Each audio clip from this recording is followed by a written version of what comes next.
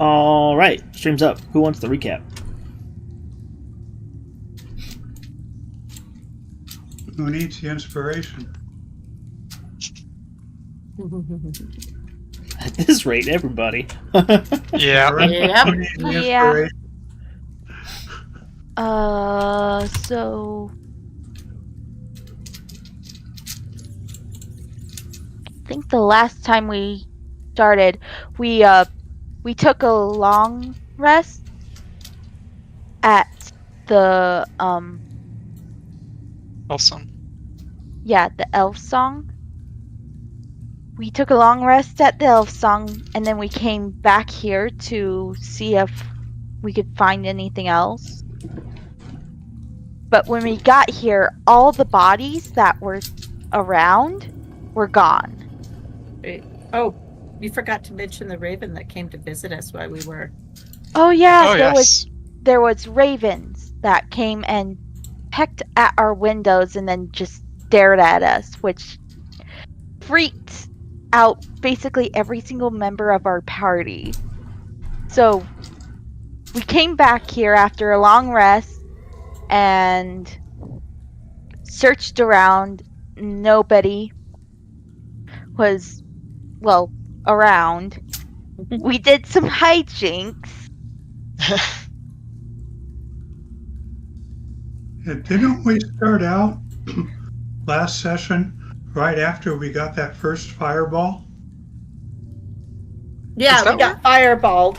I have. We get fireballed. Get healed. Go down. Go get a long rest. That was the one before. It was. Was it? Was it? We're The confusion. No, yeah, last session picked up with the aftermath of the first fireball. Yeah. Okay. Right. Yeah. Okay. First fireball, everybody goes down. Not everybody. Not everybody, just the cleric pulling an Elysium. Alice. Yep. That's me. Most of us are at half health, and it's all like, oh, Or worse. we can or worse. And we're like, yeah, we can handle this. We get firebombed again, and everybody goes down. Except our resident warlock battles this who continues battling until the what's her name? Until the person that attacked us with the fireball left.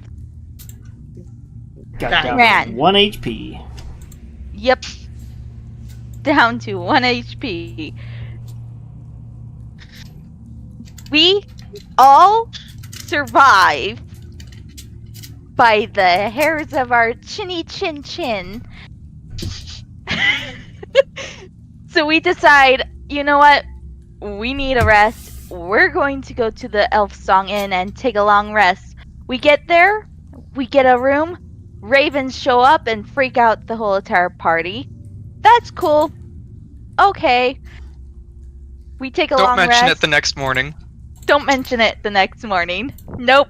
We don't need to talk about that creepy stuff. Nope. Not at all.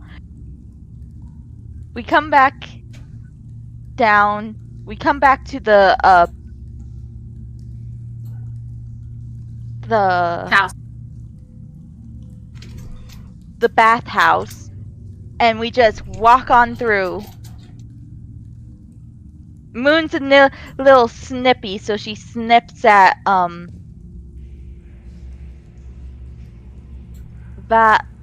Valentira. Yeah, Valentira.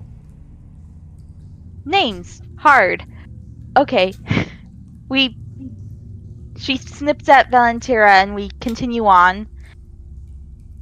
Hijinks happen, mostly with the party trying to do stealth. Look at it.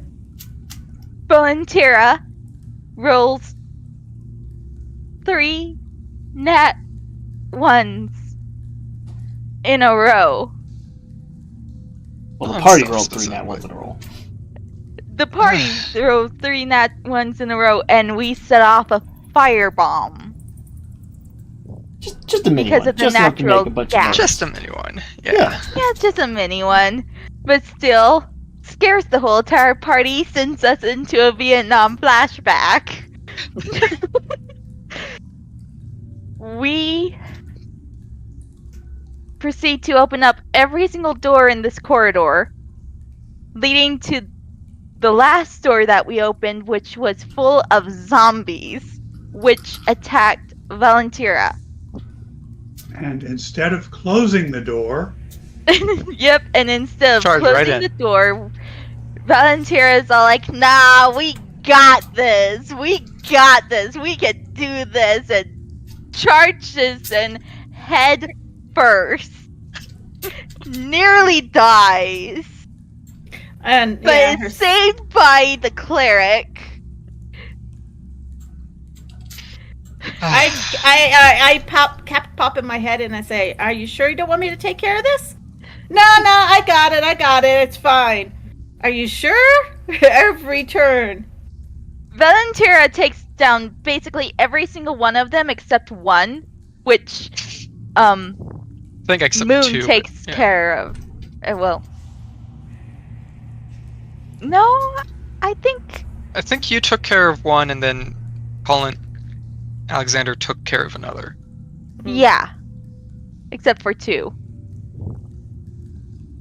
Now we're here, waiting to know what happens next. DM, what happens next?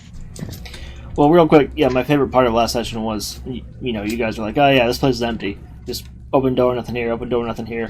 And then Valentira just walks up, opens the door, and I just hear Stuart go, oh shit.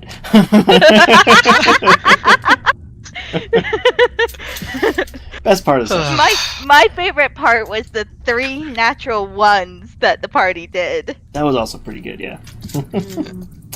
But go ahead and take your inspiration. Thank you very much. I will unpause the game. And yeah, we pick up as the last zombie finally goes down with a sacred flame coming out of Caitlin. Thankfully, the radiant damage enough to stop it from hanging on to its undead nature. And yeah, Valentira looking probably a little bit more scraped up than anyone would have expected, given the number or the type of foes you were fighting. But yeah, everyone came through more or less intact. So More or less attack. So how would you guys like to proceed from here? Alexander is going to search the room, see if there's anything useful. Sure. Go ahead and roll an investigation check. Going to back up and kind of, slip into a little alcove because I know we open up this door down here. Something's going to come out and get us. Yeah. Unfortunately, Alexander, there's not a whole lot in this place. The crypt at the back of the room looks like it was plundered long ago, and there's just a couple of small bones left in there and a jawless skull in the bottom of it. Aside from that, it looks like this place was just meant as a storage closet for recently created undead. So not much to find in this particular room. They just took the jawbone? Not the whole skull? There's a jawless skull in there, yeah. Why would somebody just take the jawbone? It just doesn't make sense. Okay. Repair part. Repair part. Ah! One of their skeletons lost a jaw and they needed the parts. Okay. Well, shall we open up this last door? It's locked. Go It's for locked. Before that Okay. happens, Valentira's hands will begin to glow as she just places them over her heart, and she will use her healing hands to At all? restore. Where is it? In Foundry. Okay, so remember casting any spells. Did I cast any spells other than my Sacred Flame? I don't know why I rolled 4 4s, but okay. That's the double up thing again. Okay. It only rolled as said it was supposed to, but it displayed it twice for some reason because it likes to do that now. So, I guess it was a 4 total. It's hard to see like what it actually. The first one did. won't expand, but the second one will. It did a 3 and a 1. Yeah, I did a healing word. All right. That I had, but for some reason, it wasn't on my. I didn't use up a spell slot.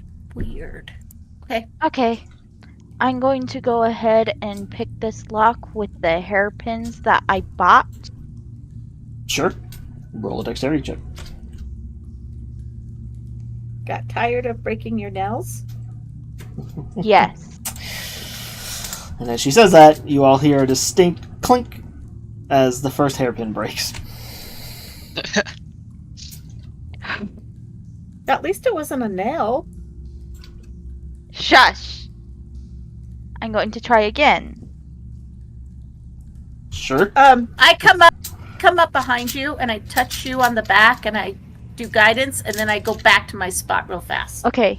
Guidance. Can I have that, please? Sure. D4. D4.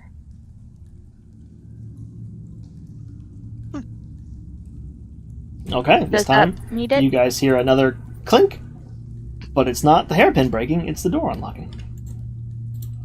And I move. Sorry.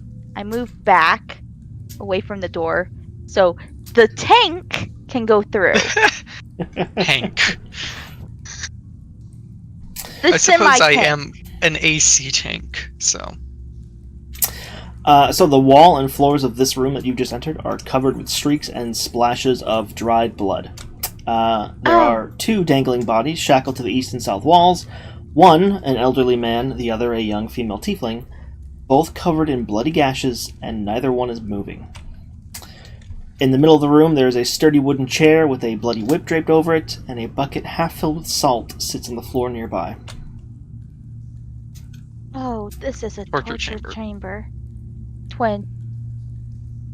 This is vileness. good? And Are the they salt. Check to see if they're still alive. Go ahead and roll a medicine check. These 2 must be avenged for what has been done to them. Where are they? Spare the dying. They are both dead. However, Alexander, since you're the one doing the up-close examination, you recognize the human. He was one of the guys that drove one of the wagons that came up to El Toro in the aftermath of its disappearance. And he was one of the ones that set out before you guys to help bring people back to Baldur's Gate.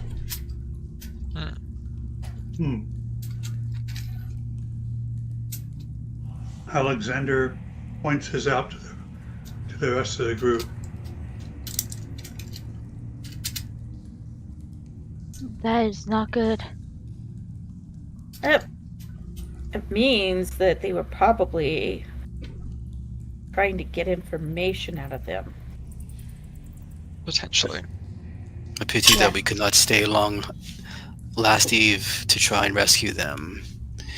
Yeah. Now we need to find these cultists and give them retribution. Is that door locked too? Yes. Is the door locked? Did you try the handle? Yeah. Go back into the hallway. It is not locked. Okay.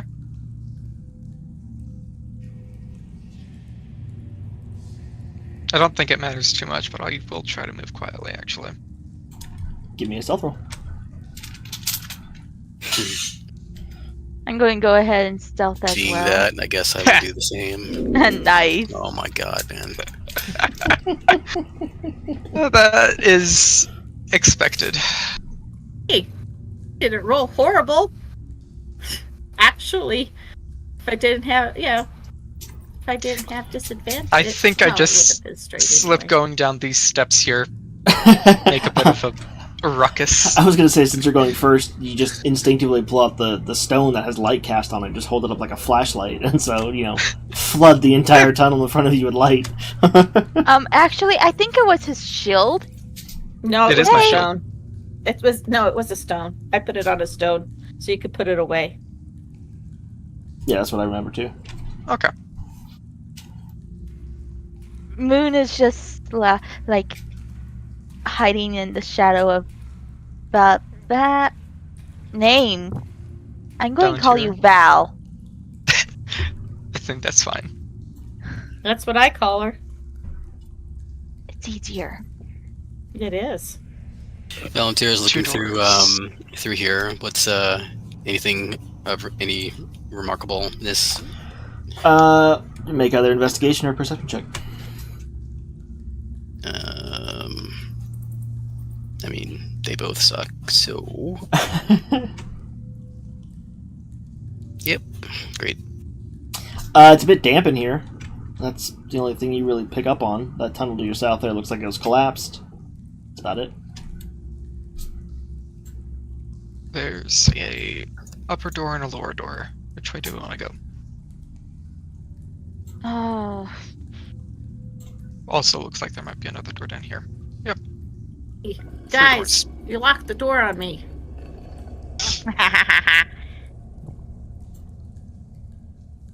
Is no one else gonna check the stone corridor?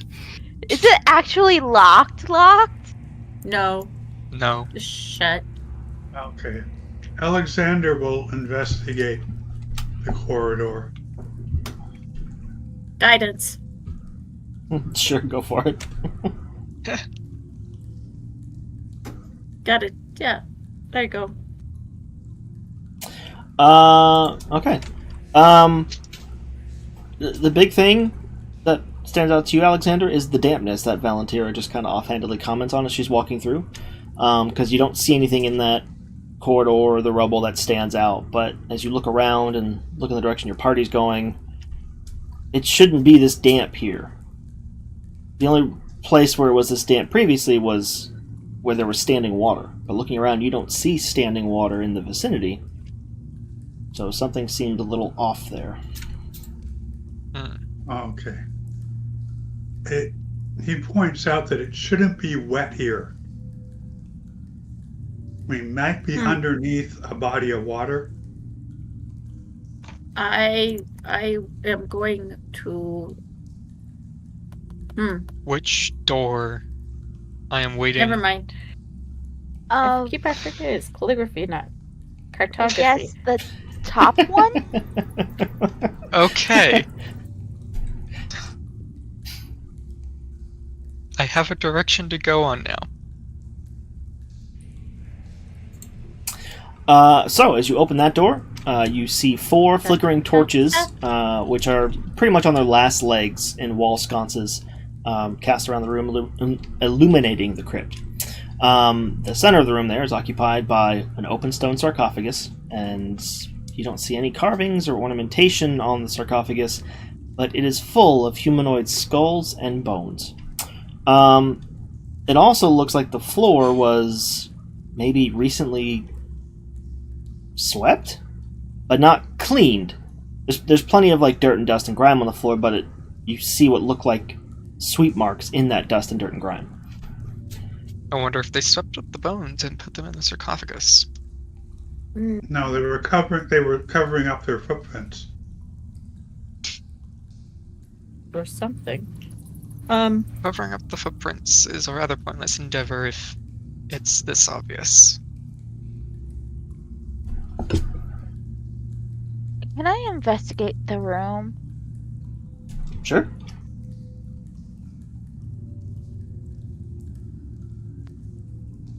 Alexander will assist. Sure. Take advantage. Woohoo! There you go. So as you take a more thorough look around, you notice that there are a few spots on the floor that it's almost like there was furniture in those spots, and the furniture was recently moved. Like you could just tell because even though it's been swept, there's still outlines, and you notice 6 of these spots, and they're all pretty much the same size, and then it hits you. They were bedrolls. There were 6 bedrolls in this chamber until very recently, and they used this place to sleep. There were 6 bedrolls in this place. They was using this place to sleep in. People.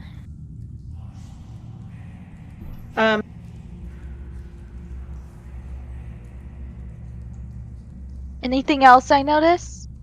That's it. That's it? Okay. Thanks. Okay. The chamber says you're welcome as you exit. That is. No. I close the door.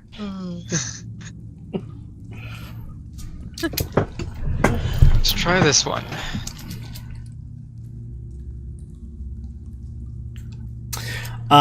Pretty similar. There are 2 torches and sconces. Again, one pretty much goes out as the door opens and the air kind of shifts from the opening of the door. The other one sputters on for a little bit longer. It's pretty similar to the last room, and nothing of significance really catches your attention in here. Though it does smell like it's been lived in until recently.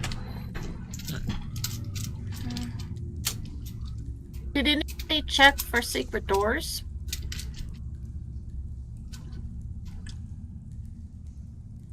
No. No. You could go ahead and check for yourself. It's locked, isn't it?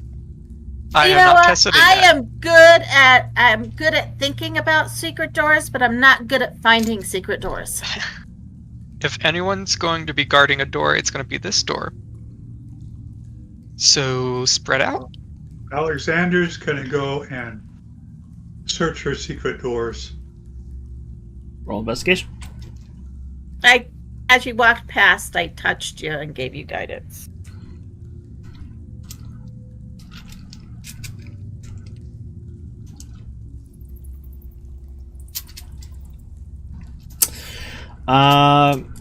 Doesn't look like there's any secret doors in there, Alexander. You find a couple of scraps that look like they were from clothing, like maybe used to, patch and repair some older clothing. So confirming what Warden thought about, seeming like it may have been lived in recently, but no secret doors. Color. What color's the cloth? Just brown. Brown. It's a common enough color. Okay. Open up the door. I am concerned about fireballs. Okay. I close this door. Doesn't really We're help very Warden, much but okay. fireball range, Kate. I backed up. No immediate fireballs, and while the room looks similar, and there are 4 still lit torches in the sconces, the sarcophagus in the center is different, Warden. It is full to the brim with blood. And the spillage and overflow is streaked down the side of the sarcophagus and onto the floor a little bit. And you also notice footprints leading away from the tub toward the door.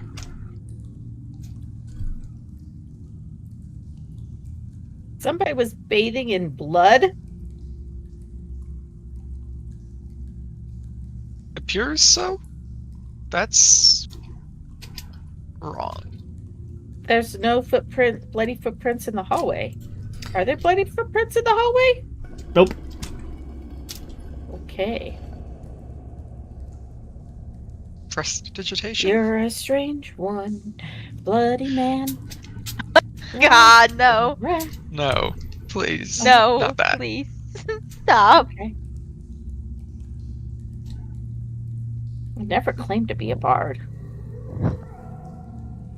Then why make the attempt? Because Exactly. Erdoy's my sister. In parentheses, and her children.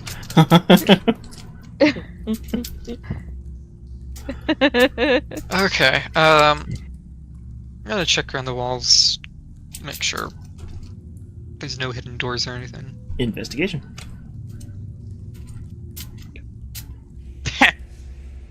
Nice. There Okay, are walls. so- Alexander will check too. There's got to be another way out of here. Yeah. Does anybody have a long stick or a crowbar or something we can stick into that gunk and stir it up? Crossbow bolt, will that work? Valentina has the javelin. She will do it.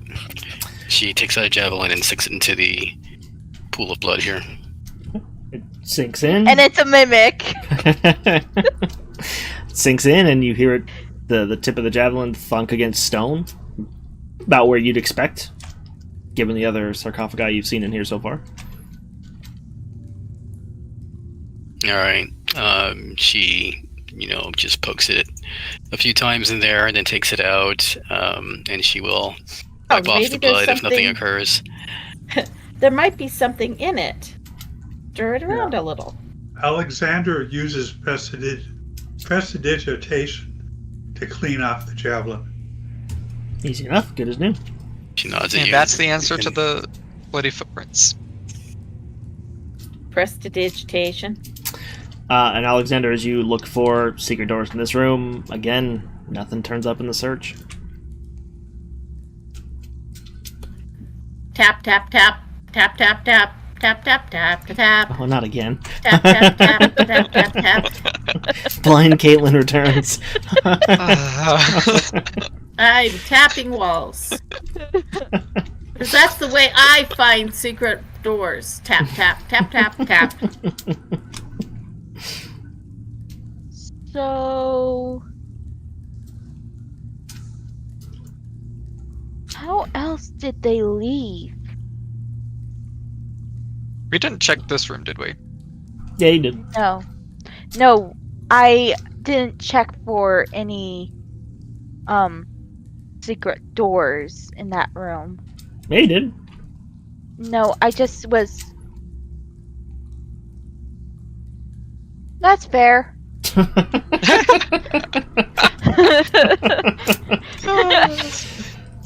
Let's just wait to see how long. Did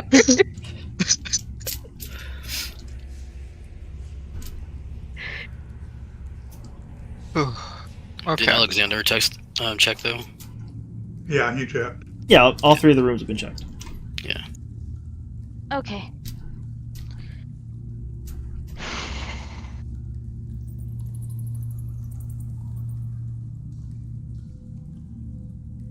Dum, dum, dum, dum, dum, dum, dum, dum. I Has wonder that- if Has this hall door? leads to where the fountain lies outside. I take my sword and I poke at the ceiling. Okay. And it all comes collapsing down on top of you. Pretty sure that'd be Yes, bad for everybody because she's in the front of the party. So. But Yeah. I thought that there was a way to get up through the fountain down here.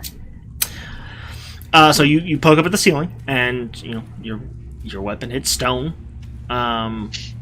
Nothing seems to shift or collapse, thankfully. Roll a survival check for me. I give assistance Sure. because I'm A guidance. first. Okay. Roll again because I gave you assistance. Okay. And I'm doing guidance on myself. Okay.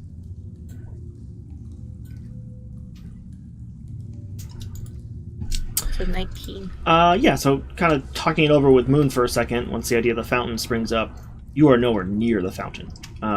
Just based on, how close the fountain would have been to the staircase that got you down here, like, the fountain would be closer to that altar that you found that was covered in blood and guts, when you first got down here. So you're a long ways away from it. Right. On our way back out, let's check that out. Okay, Alexander is going to be watching the floor. Look for any signs that some place has been used more often than others. Good idea. I start doing the same thing. Can I use my survival instead of my intelligence? Yeah, Yeah. Can I tell if this has been newly collapsed or if it was Guidance. collapsed before? It looks like it's been collapsed for a good while. Okay. It's a 17.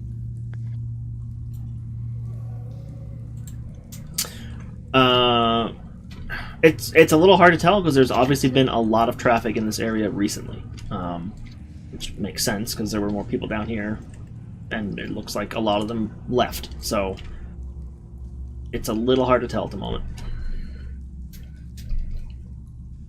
And our lead has now petered out, except for the person who owns the bathhouse. Yes.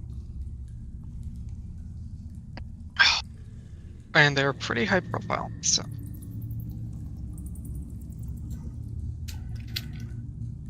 Probably just get a slap on the wrist or whatever. Slap on the wrist.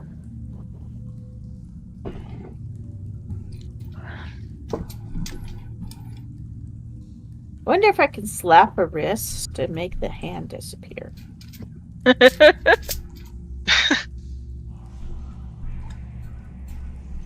Alright.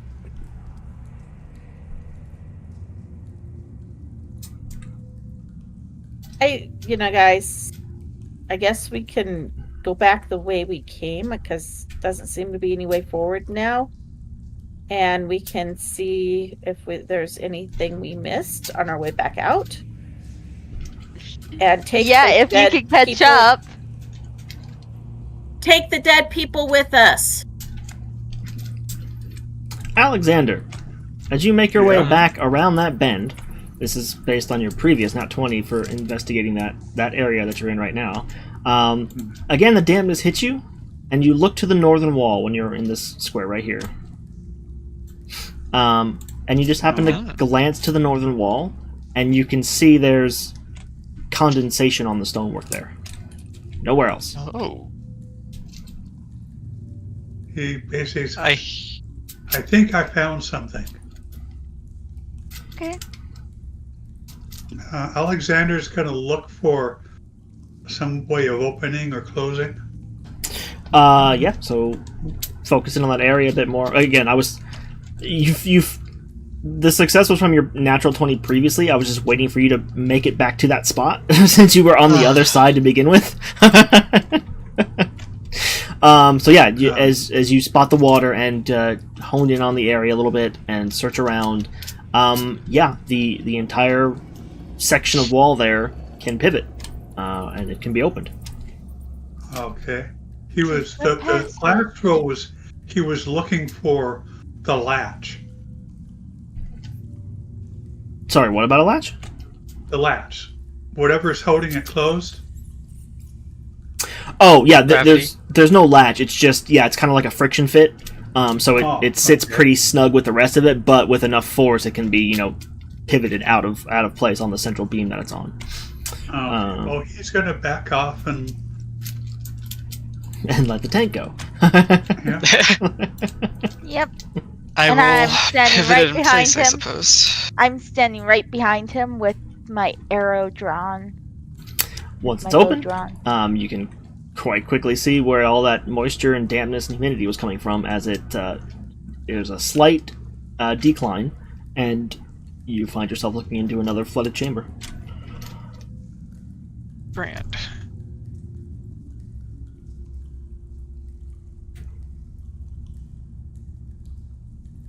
There's a door there.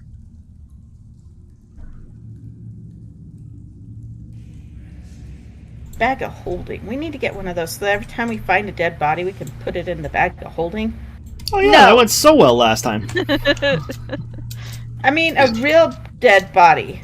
Just that way we can deliver it to the people it needs to go back to. What could possibly go wrong? Like family. Yeah. Is there I anything see. floating in the water? What we can do is we can report back and have them send someone out.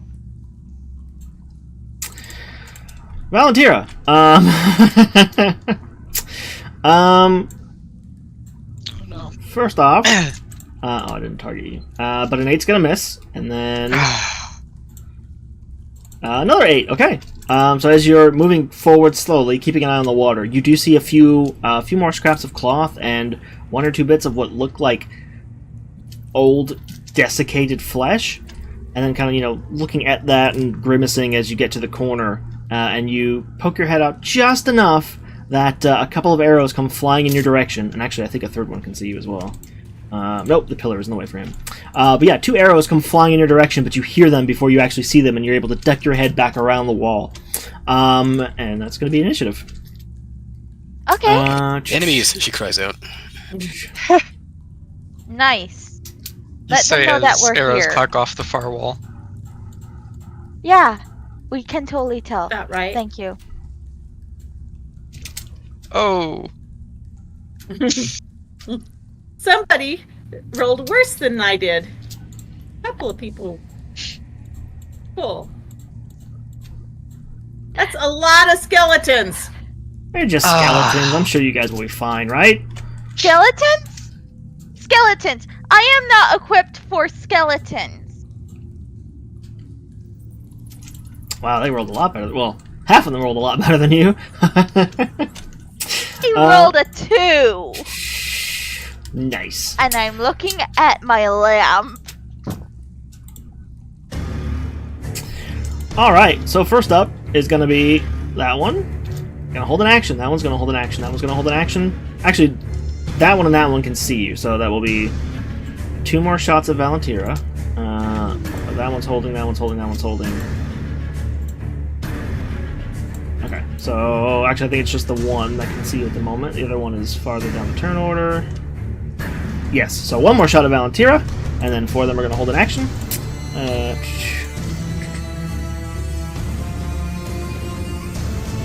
Hey, that's a 19 to hit. For 3 points of piercing damage. And that is going to be the 4 that, or all 5 of theirs turns, so we come to Valentino.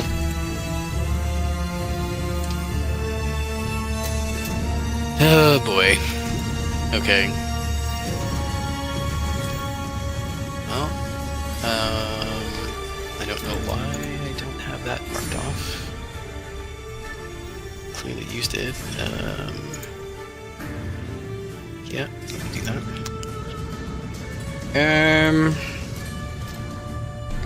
Let's see. Should do that this time. Alright, so as a bonus action, she touches the holy symbol around her neck on the chain, and she will speak a quick word in Celestial, asking for the helm to grant her a bit of protection. And so she will cast Shield of Faith on herself.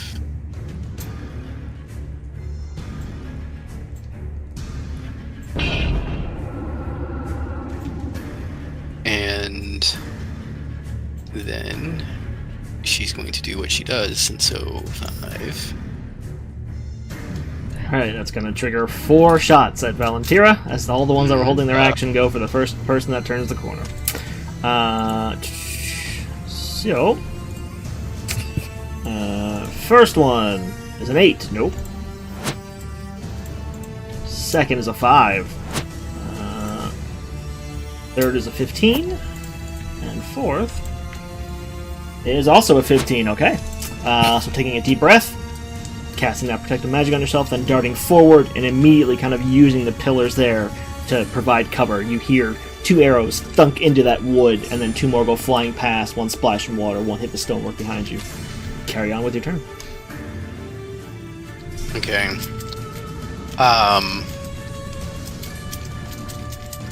Because there are so many here, and she is the only one that is there, she takes out her shield. Actually, you tell me if I'm able to do this. She was going to take out her shield and longsword. Am I able to do that right now, or I can't do that? I think you can, right? One you get as a free action now, and 1 is your object interaction. Yeah, I think so. Yeah. I can unsheath the sword while I'm attacking as part of the attack action. So, Okay, that's what she Shield does. is an action to equip. Sorry. Is it? Oh, yes. Yeah, but you could Yeah. action equip your shield and then use your free action to, get your sword out. You just won't be able to attack on this turn with it. Because, wait, Shield of Faith is a action or bonus? Bonus action. Bonus. Yeah, so you can still do it. It would just cost your action right now. She will do that. And so she's got her sword out. Well, actually, she's got her sword out. It doesn't really matter for that, but and she will run forward. Okay. AC pretty well boosted now with a shield and Shield of Faith active. And then that'll bring us to Warden. Well, that means your AC is higher than mine is right now, actually. Is it? Oh yeah, 21 versus 20. Yeah. Barely. Quick, cast Shield of Faith on yourself. I could do that. For no reason other than to win.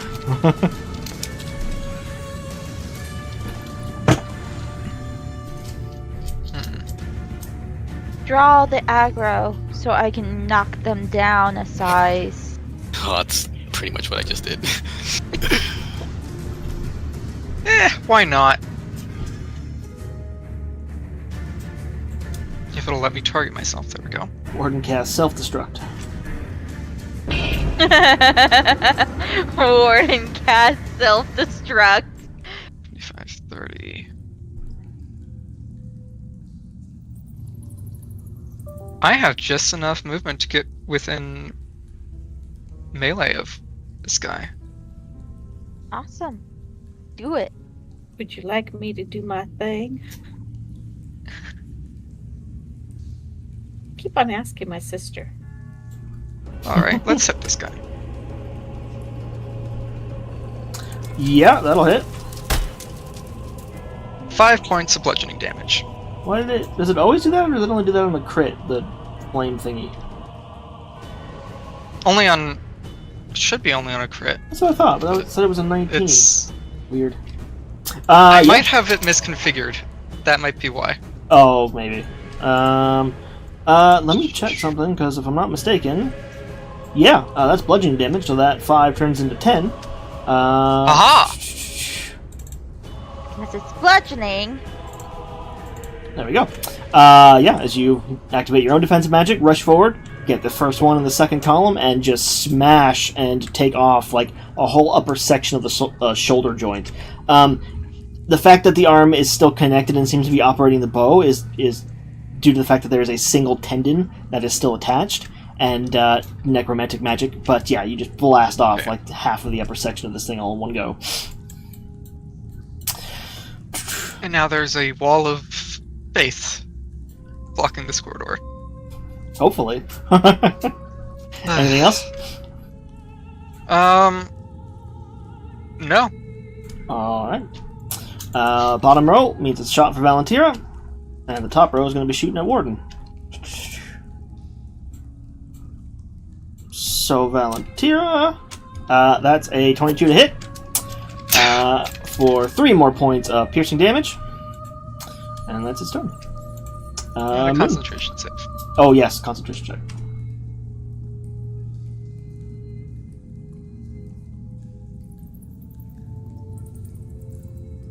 DM in the DM. Oh jeez.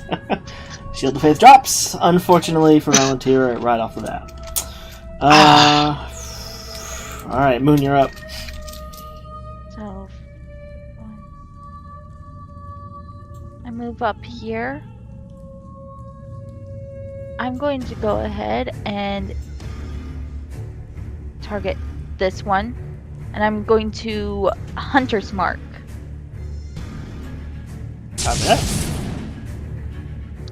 It should be saying that I have concentration.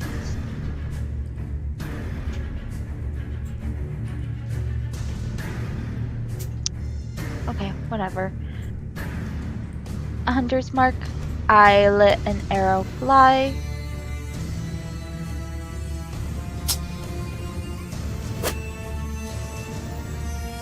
Whoa, that's weird. No, I clicked it by accident. Gotcha. I thought it was displaying the second time. 15 hits, absolutely, for 12 points of damage.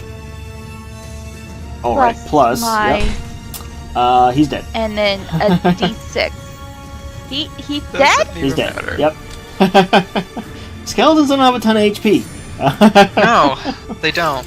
And as you turn the corner and see Valentina take an arrow to the shoulder and kind of drop down to one knee for a second as she loses concentration, it's a perfect moment for you, and you fire the arrow back and you catch this thing right where the skull connects to the spinal column, and the two just separate and the entire thing just drops into a pile of bones in the water. Cool. I move back one. To be hidden from... To have this guy as... make me a harder target to hit, because I have half cover now. Sure. That it for your turn? Yep. Alright, then the next three guys, that's 2 for Valentina and 1 for Warden. Let's do Valentina's first. First attack is a 19, which hits now since you don't have Shield of Faith. Oh, man. For 8 points of damage. And then the second one... If I could click, there we go. Only a 6, so that one's going to miss. And then for Warden... We don't have health bars again. I hate Foundry sometimes.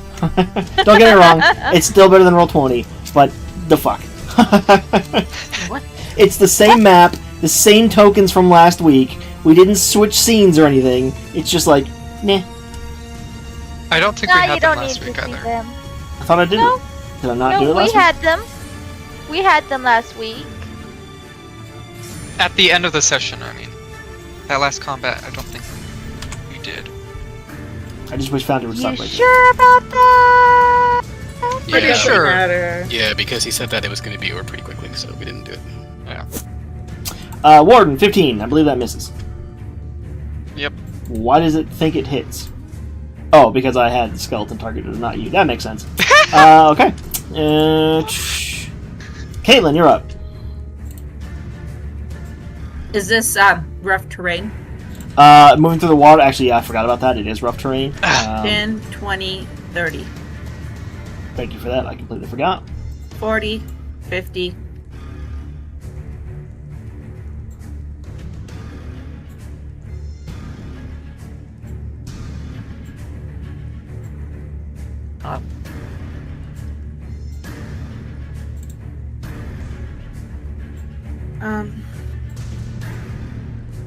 Meh.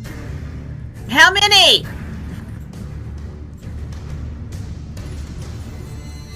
Eight? 9? Okay. They're spread out. It's hard to tell. I use my action to One dash, has fallen, by and the there way. are 10 left. And I am going to go ahead. Can I see Val? Yes, I can see Val. I give her a healing word.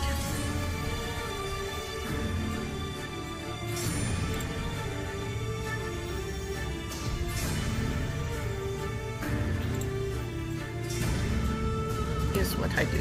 Because I had to action dash to get where I'm at. Yep, no worries. So 8 points back to Valentina. And I just got one more token to fix. Thank you. You guys want me to do my thing? I call out. I make it so we only have to concentrate one on at a time. Well, as the It's party only a comes 30-foot, so wouldn't cover most of them. all the tokens should be fixed. Let me know if you can't see anybody. And after the healing word, we will go to our final skeleton for the round, which is one more shot against Valentina.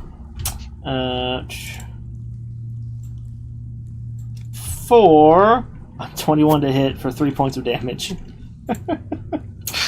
And why did it reset music? Okay, it's good. That is the skeleton's turn. So Alexander, it is now your turn. 5, No, it's half 10, movement. 15. Yeah, the water is difficult terrain. So Dash.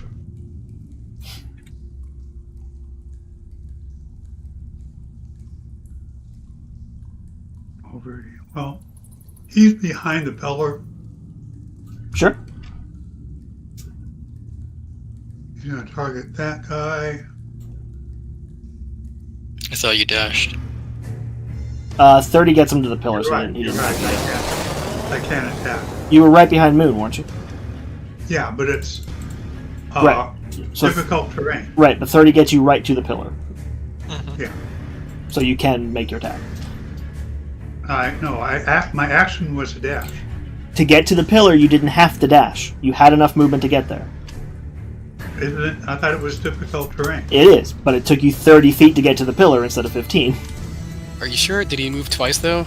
He was right behind Moon to start with. And difficult terrain doesn't stack, right? Was so he? Moon squares 10, and then Okay. 15, 20, and then 25, 30 to get to the pillar itself. Sounds fine. Yep, so you're good.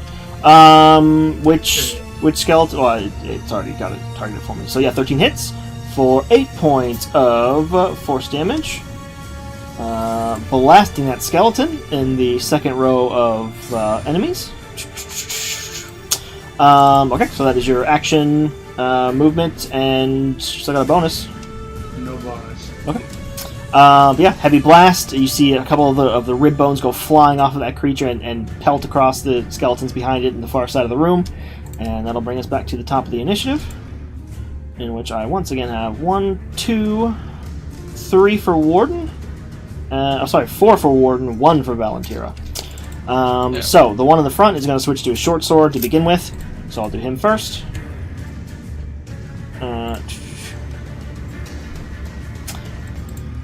Ooh, 24 to hit. What? Holy. That was a gnat. Yeah, that was a natural 20. Yep. For 14 points of damage. So yeah. I wish I had silvery barbs right now. That was the party's favorite spell last campaign. Yeah. Yeah, so as you're squared up against it, you're expecting that bow to get drawn back and another arrow to come flying out, and you're focused on that. When you glance behind him, see all the other arrows being knocked and drawn, and by the time you look back to the one in front of you, that bow is falling through the air to the floor, and he just takes that short sword out and rakes it across your upper body all in one swing. And unfortunately, you drop Shield of Faith after that as well. Yep. So that's 3 arrow shots to follow that up with. Uh-huh. First one. Why did that Nope. do disadvantage? Weird. I switched tokens, so it shouldn't... Yeah, I don't know.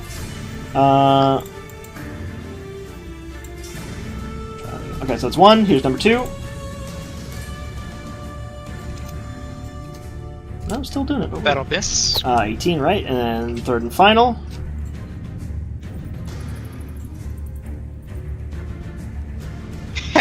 Natural 1. Natural 1. Nice. Balanced it out. Okay, so as you take that just rake from the sword and kind of stumble back against the wall, all the skeletons were aiming where you were pre-stumble. So, Alexander, as you're peeking around the corner, you see 3 arrows fly past Ward, and you have to duck back behind the pillar. One of them coming pretty close to your face, but luckily no damage there. And then our 1 for Valentira. Is, I think, that one yeah, that one in the back there. Short bow. 18 to hit, which misses. That is all the skeletons, so fast forward to Valentira. Okay.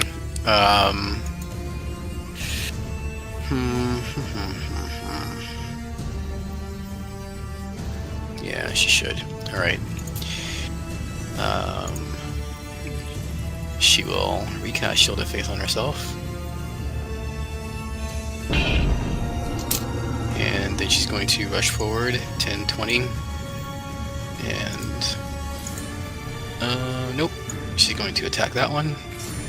But you're getting out of my range, girlfriend.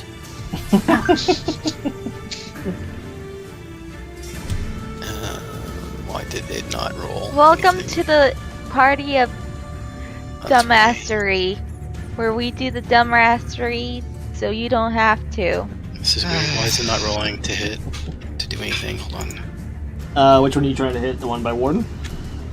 No. Oh, that one's still alive. Oh, she was gonna attack this one, I have this one. It's oh fine. wow! Now it rolled 3 times. Or, But only displayed one. What? I have no idea what happened there. That's okay. Well, we'll just assume what it displayed is what it was supposed to display. It's like the dice got backed up in the dice tower or something and finally came out. it's bizarre. 58. 8 points of damage. What you did, Stuart? You went like, come on, and tapped the machine. And then it all worked. And then the longsword severs the central spinal column of this guy, and 2 different halves tumble left and right, splashing down into the water. Second skeleton down. Alright, she turns her focus to that one and gets ready to swing. That's it. Right. Warden. Alright.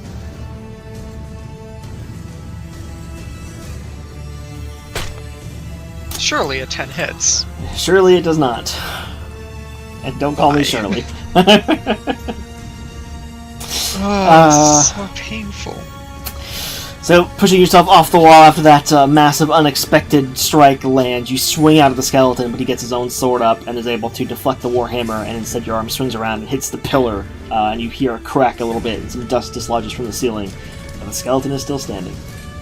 Warden, please don't bring this down on top of us. Okay. And then a lay on hands for 3 hit points back. Copy that. Yep.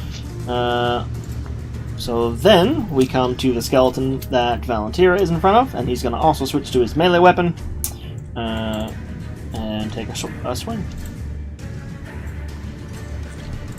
But that's another natural 1, so that misses. Yeah, we'll say he drops his bow and he goes to pull the short sword out, but it's like just stuck in that ratty, leathery belt that he has on. He has to struggle for the next few seconds to finally draw it out. Moon, you're up. Okay, I'm going to move up 1, and I'm going to target this one, and I'm going to move my hunter's mark to him. Sure. Also, are you guys seeing the weapon animations come out like 5 seconds after an attack? Or is that just me? I mean, occasionally they do, but I wasn't looking. I'll look next time. Yeah, I wasn't looking either.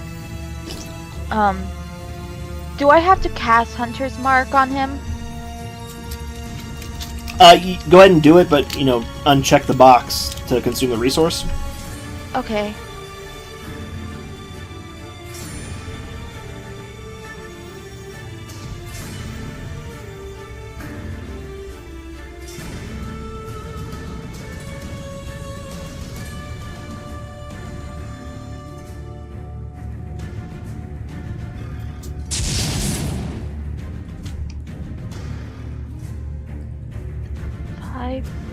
Plus, and then I let an arrow rip. Hey, there you go. And I get an extra d6 out of that. Let's see how much damage. You get an extra d4 as well. Yeah, I do.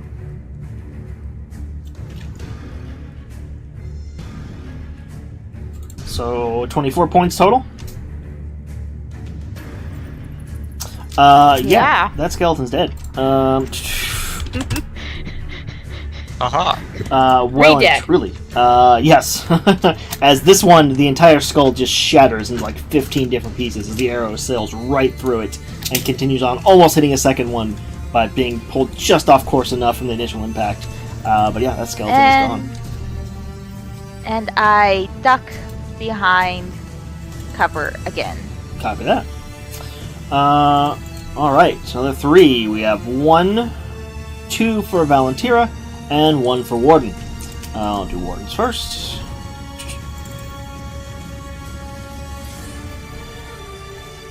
Only a 16, that's gonna miss. First one for Valentira. That's a 4, or 8 total, that'll miss. Oops. I'm not going to bother. And then 11. Nope. So the next 3, just continuing to fire volleys of arrows. None of them able to land one of those hits, and it brings us to Caitlin. The arrow animation seemed to be good. Were they okay? Okay, okay. 5, and then I'm behind the pillar. Sure. I'm not behind him. I'm behind the pillar. Sure. However you want. Yeah. And then I say, guys, do you want me to try to turn them, or do you want me to give you guys temporary healing? Because I'd have to move up further to turn them. Turn or heal? Grant us your healing, Twilight. These skeletons are going to be obliterated. Okay. I do that. I use my channel divinity, and Cute nickname. My Twilight Sanctuary pops up.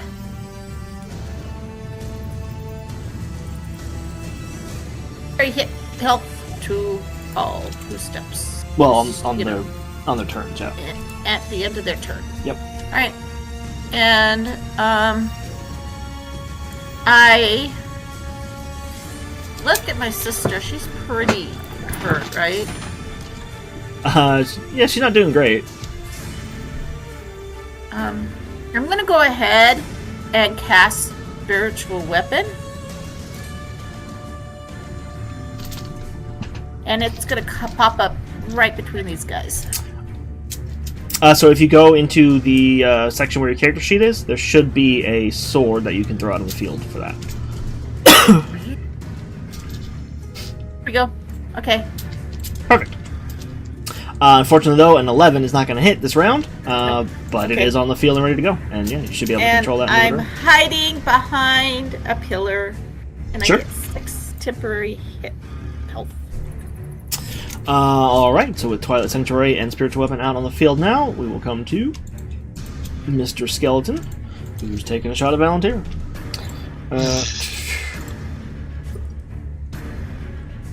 13. Nope. Alexander, you're up. Okay. Alexander.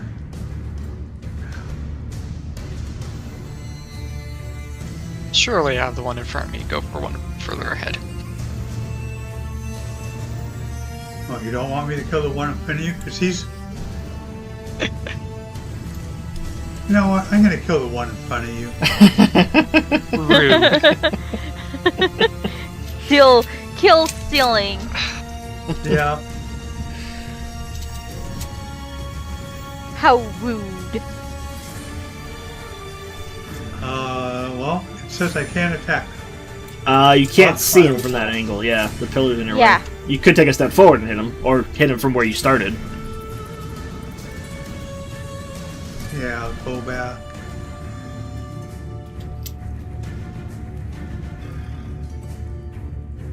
And now you're targeting yourself. He swapped it, he's good. Yeah, no, I have to do that, otherwise I can't move. Really? Yeah. If I have an enemy targeted, I can't move if I have an enemy targeted. Weird. Is like with the arrow keys, or are you clicking and dragging your token? Clicking and dragging. Huh. That's weird. But unfortunately, an 11 is gonna miss with both Caitlin and Warden in there, just making it a very painful situation. If you end up missing, you're a little overly cautious, and so by the time you fire, the skeleton is already lunged into another attack against Warden. Okay, and he is going to get behind Caitlin. Use her for cover. Okay. I'm behind the post. Yeah, so the two of you are both between those two posts there, no problem. Okay. Alright. Next up, we have 4 skeletons. It's 1, 2... See, Eldritch Blast just now came out. At least on my end. So I don't know if it's It was me. virtually instant. No, I It saw might it when be he me. cast it. My internet has been dropping in and out lately, so I might just be lagging a bit. But as long as it's not enough to break the game, we're good. So 1, 2 range attacks against Warden, 1 melee attack against Warden, and 1 range attack against Volunteer. We'll do Val's first. Natural 20. Valentira, that's 7 points of damage. And another concentration check for Shield of Faith. It's a good thing you gave her that healing word. If I'm not mistaken, because she's now at 3 hit points. Oh, and once again lost Shield of Faith. Ouch. Okay. Concentration is just against you today. It's against both of ya today. So Yeah. for To be Warden, fair, though, I've only attempted it once.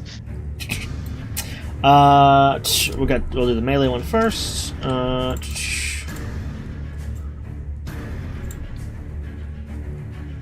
Only a 12, nope. And it thinks it's using the reaction, but they're really not. And then the 2 ranged. Swap tokens back. It's because I haven't swapped them on the turn order yet. yeah. I just haven't bothered since they're a targeting block. 7, that one misses. Second short bow attack. 17 miss. also misses, okay? So that's all of them, and then we are back to Valentira. Volunteer will summon some of her conviction and willpower as she strides forward. She will cast Lay on Hands, or she will use Lay on Hands on herself for 10 hit points. She also has 6 temporary HP to start. I think that affects you after your turn, though. At the end of the turn, yeah. If that 6 Doesn't was matter. Twilight Sanctuary, it's the end of your turn. Okay. And Oh, and actually, you started your turn right here, didn't you? Oh, started. there's a What? pillar in the Start- way, though. There is a pillar in the way. It's not enough for full cover, but it's enough for given the angle, we'll say Partial. 3/4 cover. But yeah, it would trigger an attack of opportunity. You still wanna do that? Oh, for this guy? Yep.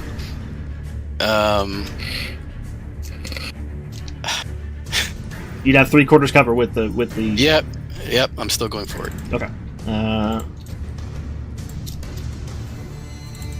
Oh, hang on. There it goes. So it's a 22.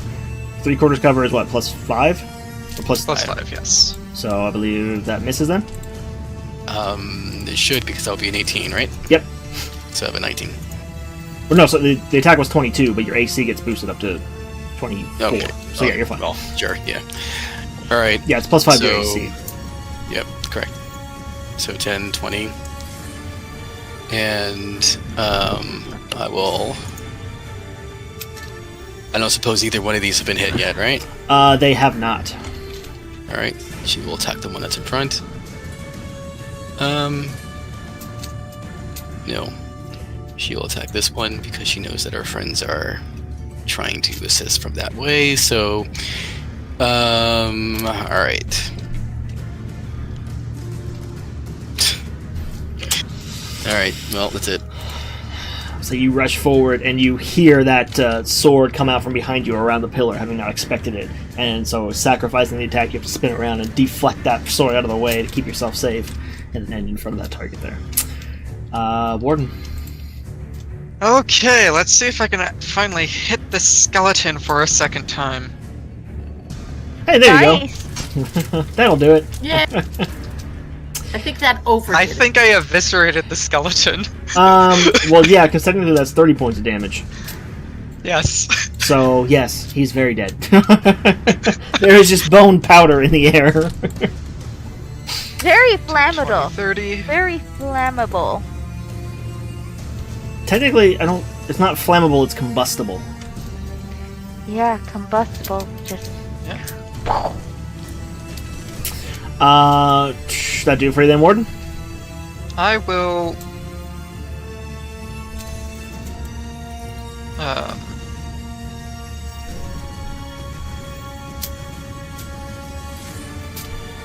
It is blocked by wall. Is it okay if I move down one just to give Valentira some healing? Yeah, sure.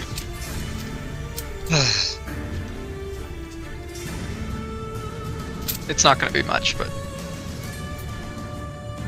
it could be very helpful. Did Okay, you get thank you. at Valentira? Did you get the 6 points at the end of your turn? Yes. Okay. Did you just in voice? At Valentira? That's a first.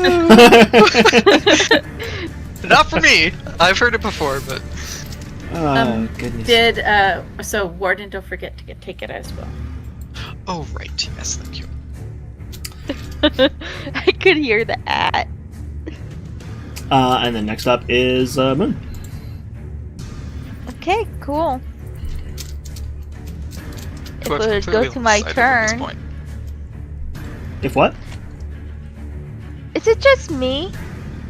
Did I desync? I think you wait, desynced. It's Now on your it turn just for me. went. It went. Now. Oh, I did it right as I said her name, but yeah, it must be lagging a bit or desynced or something. Yeah. So I'm going to move up 1. Again, to target and hunter's mark.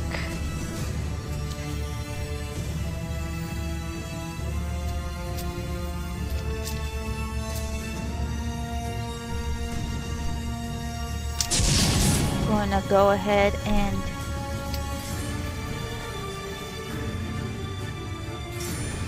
17 hits.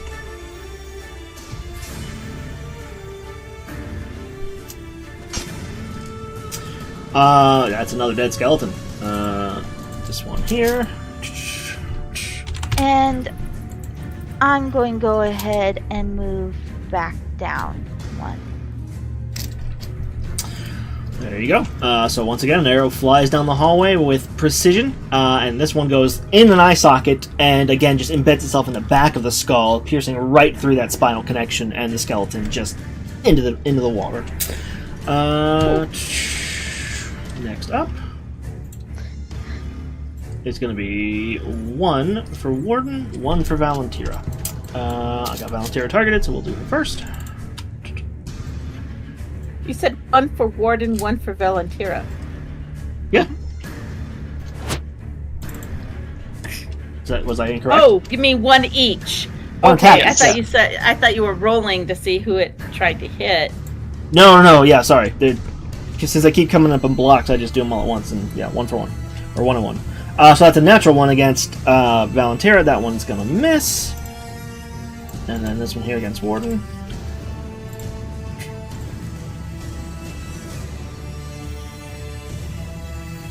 .23 to hit. 8 points of damage, Warden. And that's our turns. Back to Caitlin. Barely got through the 10 hit points that round. Okay. Oh, I forgot to take my temp hit points. Yep, give yourself a 6. Alright, so, yeah.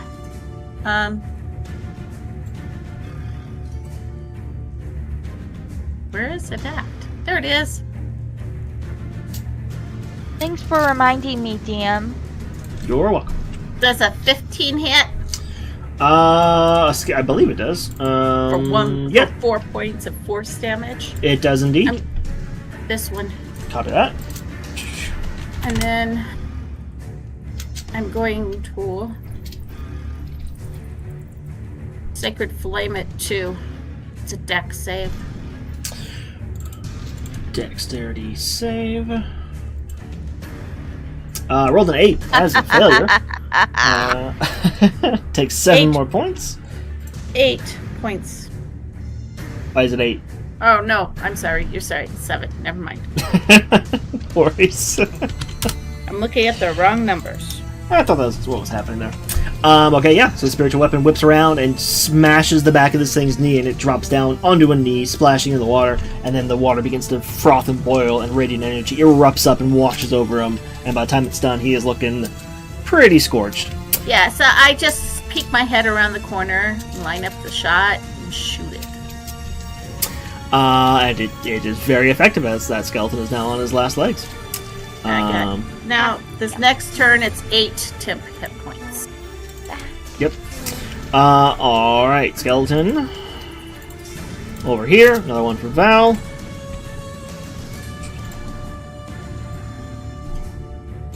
$23 to hit. Only 4 points of damage, though. Not even enough to get through the temp. Alexander, it is your turn. Okay, Alexander is going to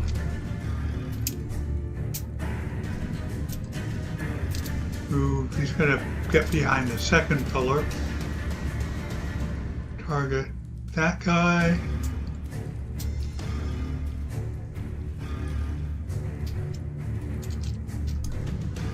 That'll hit, yep. For 6 points, and enough to finish that guy off.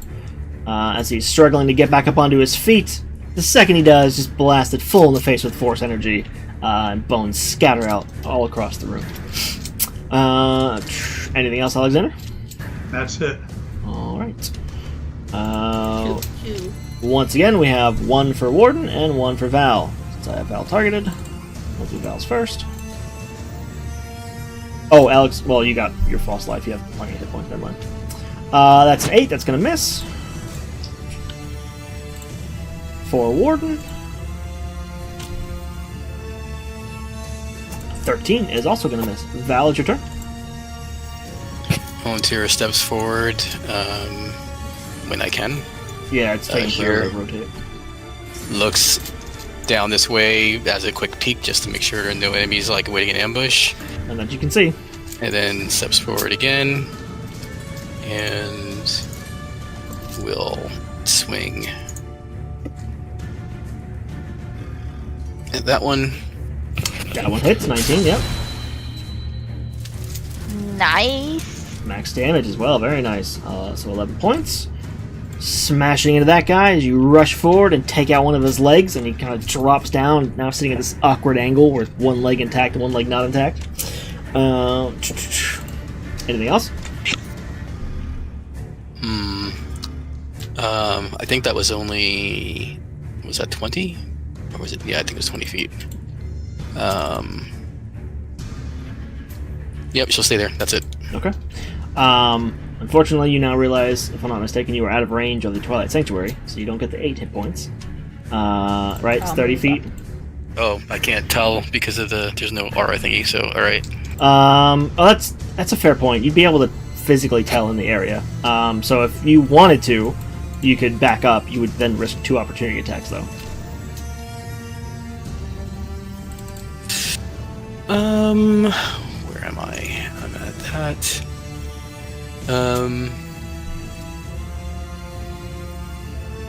Yeah. You do that to me all the time. I will wait it out. Okay. Warden. Okay. 10, 20, 30. And attempt to bonk the skeleton on the head. Attempt was a good word because the attempt fails. I'll say you run forward and I chose my words carefully. just as you get into position, the last step you take, it comes down and it hits just a femur, and your foot kind of rolls out from underneath you. You have to catch your balance, avoid falling down into the water yourself, and no attack is able to be made. Anything else? No. Alright, Moon. Okay. I move and I target.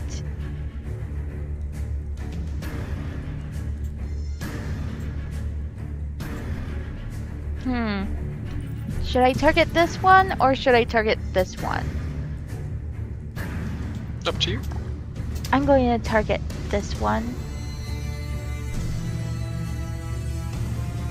Because why not? And Hunter's Mark. I'll have to cast that again.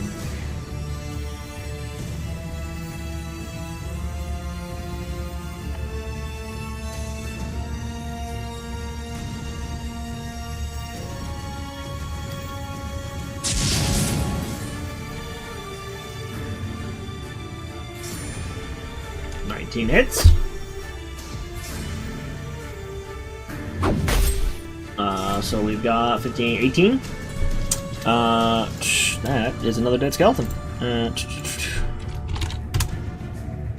I'm just sniping these. Doing And your then job, yeah. I duck back into cover, and I'm going to take the 8 hit points. Yep, go for it. Remember, they don't stack. It overrides your previous 6. Yeah. And that's going to save another attack from being made against Valentira. But there is still one against Warden. And luckily I have him targeted. So, again, swapping to a short sword. Nope, that's only a 10. Caitlin, you're up.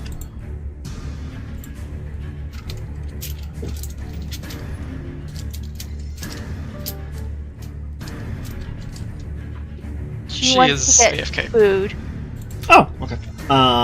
We will I cycle. can move her. Yeah, if you want to. Do it. Use all of her most powerful stuff right now just to teach her a lesson. Yes. It's not on her turn for me. I don't know if that's a desync or something. Oh no, sorry, there was a skeleton that I forgot about. That's my bad. There you go.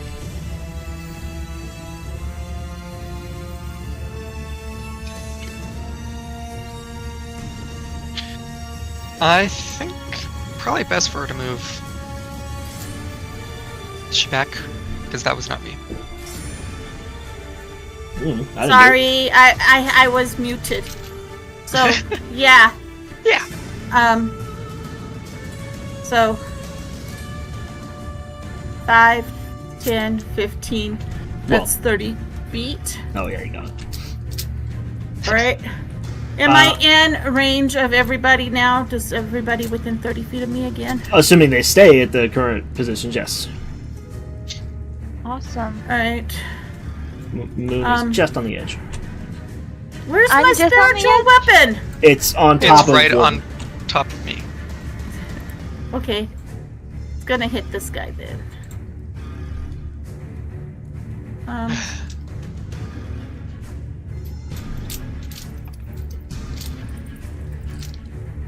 Cast a spell and mark the resource. Yeah, you can cast it again and then uncheck the consume. Does a 14 hit? Yes, it does. For 4 points of damage. You're attacking the one next to Warden, right? Yeah, this one. Copy that.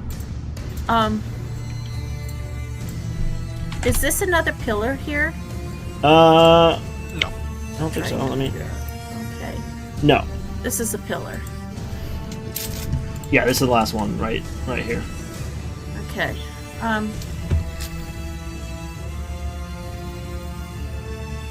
I am going to how hurt night. I don't move up any further though to be out of them. If I move up, I'm gonna be fair game.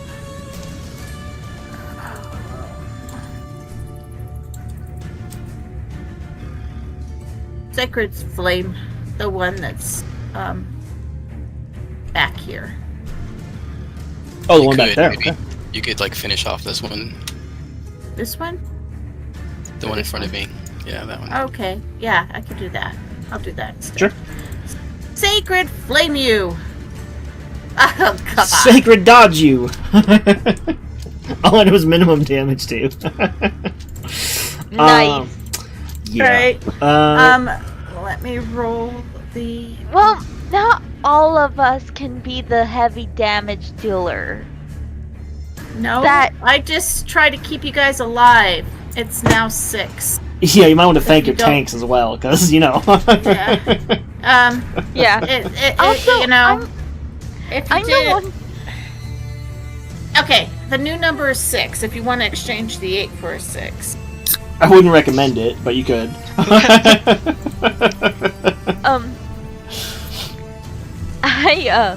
I'm also taking care of the ones that would kill your sister. You're welcome. Speaking of, The one right in front of Valentira. 23 to hit. For 8 points of damage. This is the moment I wish I had the protection fighting style. Just impose disadvantage. But you don't. And now it's Alexander's Yeah. turn. Alexander, you're up. Okay, Alexander is to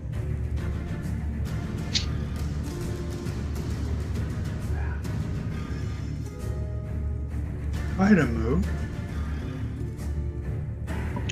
and then target that guy.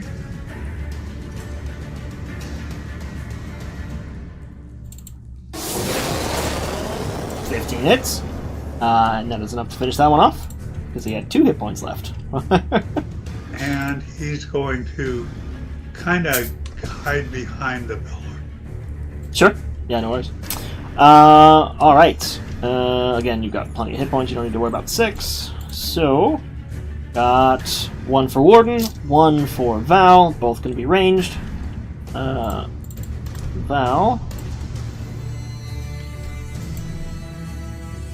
It's a 19 to hit. Oh, jeez. For 7 hit points. I'm going to move the sword just so I can target Warden.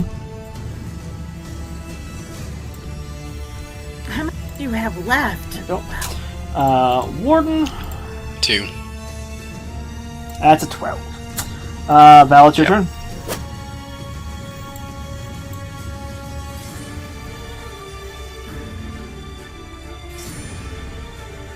Okay. Well, she's going to swing at that one. Yep. There you go, that hits. Minimal damage. Why? It does take it down to bleeding, though. And it's understandable, you know, Valentina has soaked up a lot of damage and probably lost a good bit of blood at this point. Looking a little bit like Boromir at the end of Fellowship, but still on her feet. She gets a swing in, but, you know, a lot of blood loss will remove some power from your swing, so it connects, just not as strong as you'd like. She's going to take a step forward. Copy that. You could take one more step. Yeah, I Still be could. within range. I'll do that. Uh, Blah, blah, blah, blah, blah. She Like- will use 3 more points of Lay on Hands okay. on herself. It's like watching the end of a marathon. You see people getting to like the very end and they're like exhausted. That's what I'm seeing with Valentina running Yep. through this line of skeletons. Well, she took down that whole entire mob of zombies practically on her by herself. And then she gets the so- 6 temporary hit points as well. Yep. Good call. So why are we surprised that she is flagging now? No, I'm saying it's well, like, she soaked up a lot of damage for the group. It's understandable. Yeah. So that's 24 points of bludgeoning damage. Absolutely. He's definitely dead. He had 5 hit points Again. left, so. Again, a cloud of bone dust. Yep. There we go. 10, 20. And that'll bring us to Moon. Awesome. Cool. I'm going to move up. Target this one. Hunter's Mark. Move my Hunter's Mark to him.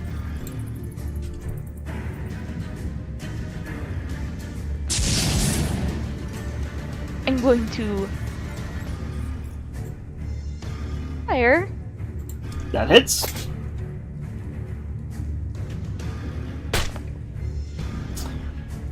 So that's 11 plus 5. That skeleton is dead. And I'm going to stay where I am now. She's getting gutsy. Well, I can't see any of the skeletons on this side. Yeah, it's because the pillars are in the way. Yeah. There's Do also I have only one cover? person. Are you within 30 feet of me? Yep, she is. Yeah. Oh, right. Oh yeah, Warden. I'm can get keeping yours the as well. 8 though. Thank you. Okay. Caitlin. All right. Yeah, that one is 5, 10, 15. All right. You can move your Yep. spiritual weapon to bonking My range. Yes, my spiritual weapon moves within bulking range. Excuse me.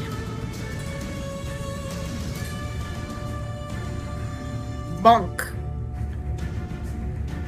Not. Alright.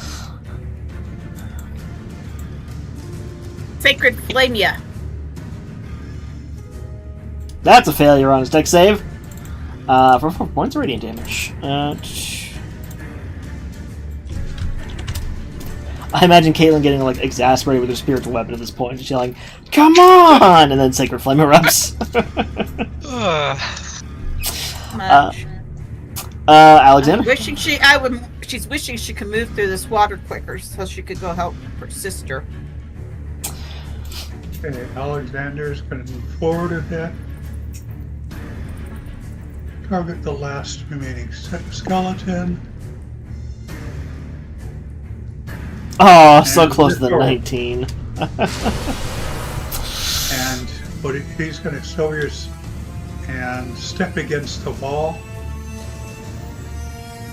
Sure. Alright, we'll bring us to our skeleton. Our last survivor. Warden?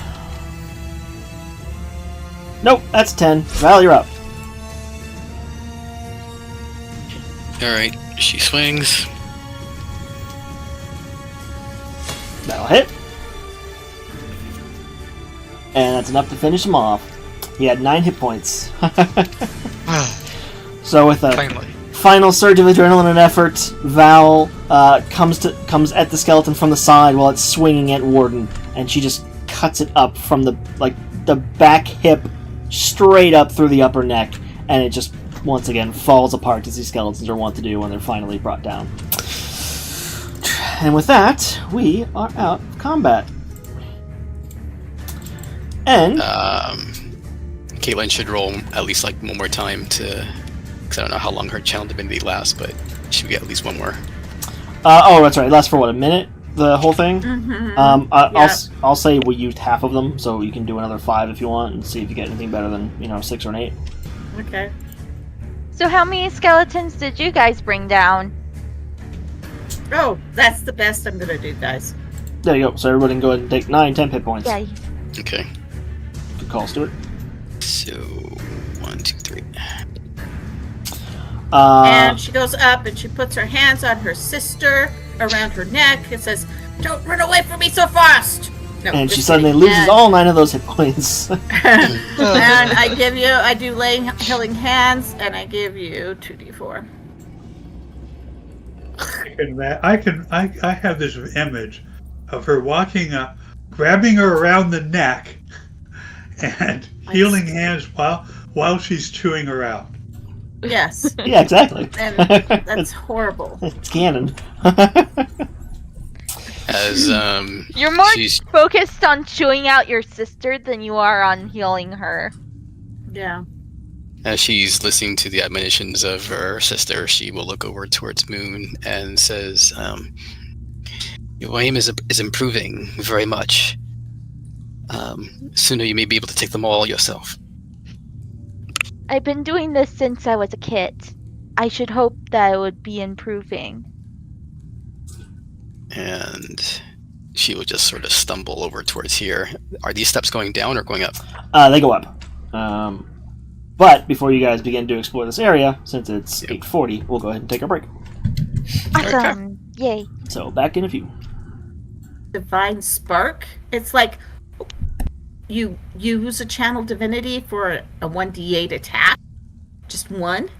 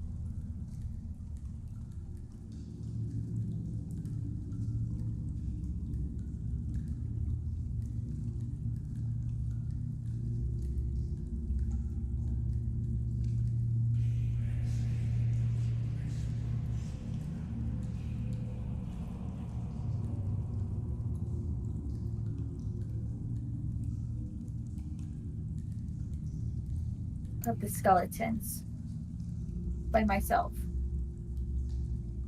You're welcome for saving your sister.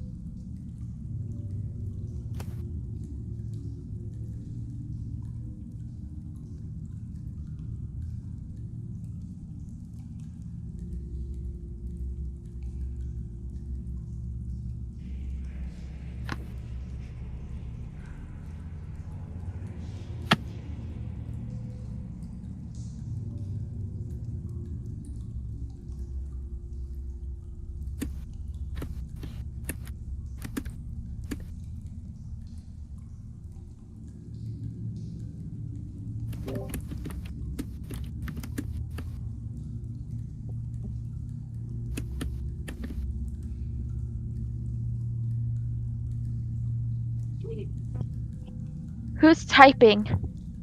Me.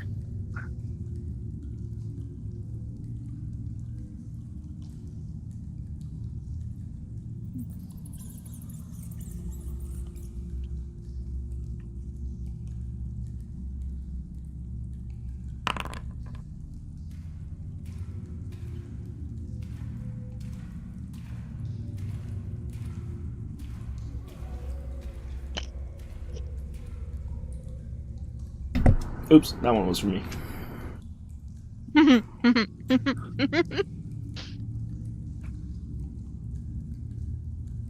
A voice that isn't Kate comes out of her mouth. And everyone immediately turns and kills her because she's a spy. Yep, I draw my short sword and say, "Come at me." Everyone's back, right? Looks like it. Flying sword casts 8 on Val, Warden, and herself. Does it actually? No. I didn't think so. I wasn't on me when I typed it in. Well, do you actually cast 8 is what I'm getting at. Yes, I do. Okay. Well, technically, your sword could do that. Oh, it couldn't? It couldn't. Just kidding. I don't know what I'm saying. Goodbye. If she was a different class, she could potentially cast spells. Well, it's not even a familiar, so that wouldn't even work anyway. So nope. Nope, never mind. Alright, so the three of you, make sure you got your aid. And then as we... How do you change that again? It's just your max. You just gotta remember your max is different. Let me get my map pulled up so I'm looking at the right space. There we go. So, Val, as you start stumbling over to those stairs, a little bit out of it, you see a few little shiny objects that catch your eye on that little alcove up there. Roll a d20 for me. That's like up here? Yes. Yep, Okay. up there. Why did you become bloodied? Warden? No, I'm just trying to fix things over on... He became bloody It's because he fine. gave himself +5 max hit points, but it didn't heal And him then at forgot to +5. change it. Yeah. Yes. So That's technically why. it brought him underneath. So Val, Just changing things. you see a handful of coins spaced out around the floor. Look like they were just kind of haphazardly dropped. You do also see 4 distinct patches in the dust of that platform up there, where it looks like a chest-sized object at one time fit. Oh, wow. We would have had money if we'd kept going. would have died though. Spread out across the floor, you find 4 copper, 2 silver, and 1 agate gemstone.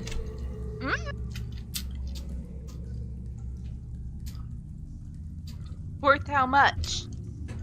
You guys don't know. If Alexander is gonna collect up the longbows, are the short swords in good enough condition to sell? Did they have long bows or were they short bows? Short bows and long swords, but it was actually short swords as well. All of it could be sold, Alexander. The short bows would probably be sold for firewood, and the short swords would probably be sold for scrap metal, given the condition all of it's in. Okay, well, So just leave it. yeah. Yeah. Tetanus. I have a poisoned weapon. It's tetanus.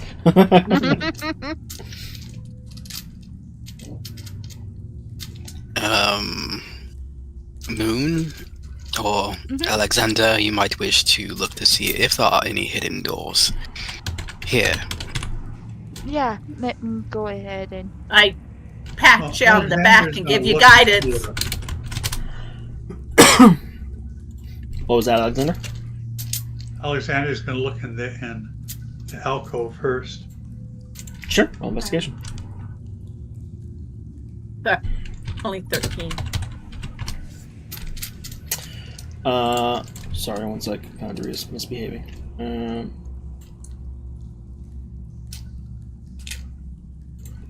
There we go. go ahead and check as well. I saw the dice. It's not showing up, like the actual roll. Oh, there it goes. 18. Yep, 12 and an 18. I gave him a 1 guidance, and now he got a 13. Oh, copy that. And every time he walks past me looking around, I'm gonna pat him on the back and give him more guidance. Sure, yeah. Neither one of you see any signs of secret doors in these particular sections of walls.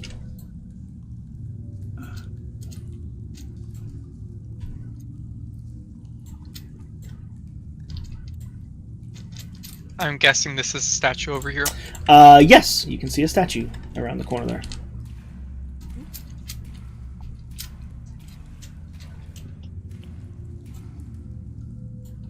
Be careful, it might come alive. Hopefully not. Well, why doesn't our sneaky person go investigate that room? There's a door up here, by the way. Okay, I'll go sneak and see what I can see.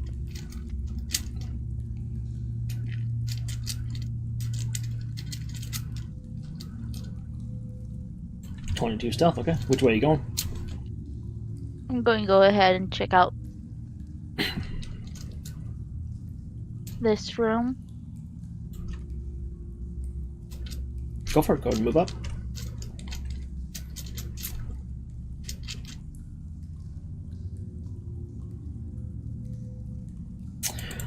So, Moon.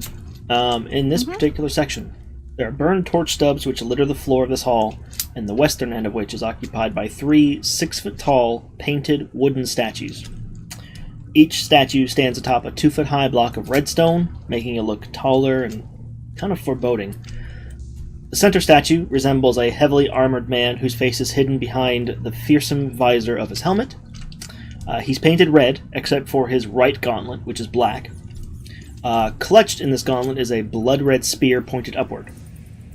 The statue to the north depicts a purple-garbed male noble wearing a harlequin mask and holding a dagger behind his back. And the statue to the south portrays a black-robed skeleton with its jaw opened wide and its bony hands outstretched. Would these be the 3 death gods that this cult worshipped? Based on what the party has talked about before, there's a good chance. Okay, I'm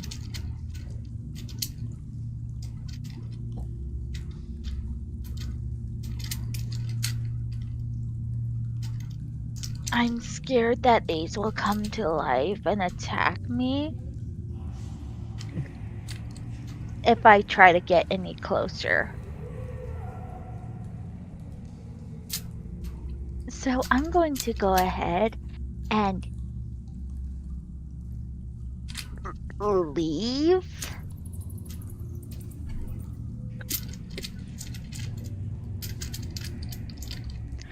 And I tell the party exactly what I saw. Okay.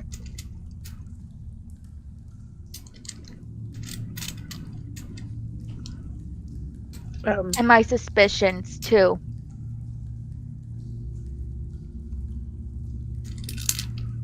Well, Alexander is going to firebolt that one. Just to see what happens. Okay. Go ahead and make an attack roll and roll damage.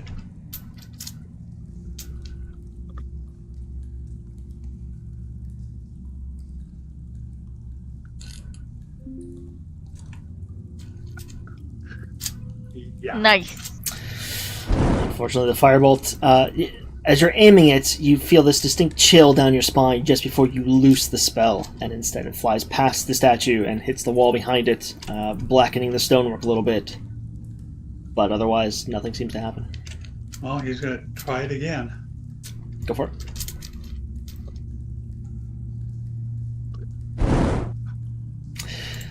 Same thing, except this time it goes to the left-hand side of the statue instead of the right. He looks at the rest of the party and says, first stay with a new spell. Okay, hold on. You sure?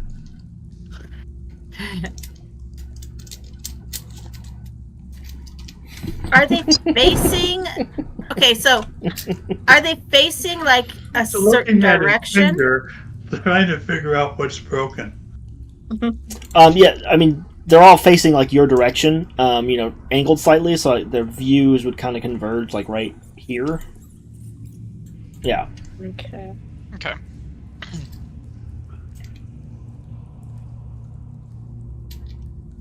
He's going to. I'm tempted to stand there and see if anything happens. I'm looking at the base. Does it look like they can be moved, like turned or something? It's hard to tell from here. Go ahead and roll a perception check. Perception? Yep. Okay. Hey, that one hit. Better. Oh, sorry, the 11 would have hit too. I missed that roll. We'll come to that in a second, though. Yeah, unfortunately, given the distance, Caitlin, you're not 100% certain, but you don't see any indication from here that would be the case. I poke Mr. Fire Happy Guy. Right as he lands a firebolt on the center of the center statue. Yeah, you can thank me for that later. Do you think you could go check and see if those statues move? Pivot?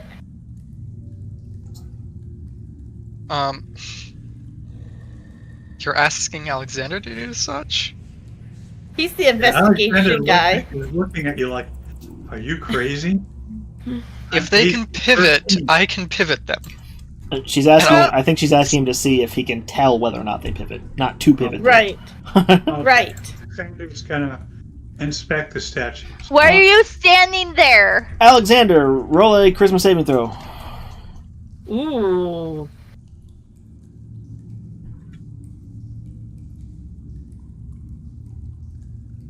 Okay. You move over to the statue. You see the point of impact from your firebolt with the 2 points of damage. You see the red paint in the center of it, blackened and kind of chipped off from the heat a little bit. It's damp enough that it wasn't enough to catch the whole thing on fire in one go or anything. But when you get there and take a more intense look at the bases themselves, they don't look like they're meant to turn. You can see that there's they kind of curve up at the end in certain places, and so you can see they're not actually attached to the floor, they're just on top of the floor. So they don't look like they're meant to turn. Well, Alexander's going to toss a rope around one, step back, and pull it over. Which one? The one in the middle. Okay. Gordon will assist. Sure. Between the two of you, it's easy enough to do. It's not like bolted to the base or anything. So you grab hold of the rope and pull, and after a little bit of a tug of war, you hear it beginning to shift forward, and then all of a sudden it begins to topple, and the wooden thing just lands down on the floor. The gauntleted arm, which was being held up, and the spear kind of break off in two different points. Timber. Okay, he's going to do the same to the other two. Why are you destroying evidence? It's not being destroyed, it's being desecrated. There's a difference. Okay. But if Flame Charge says anything, I'm going to point my fingers at you and say, they did it.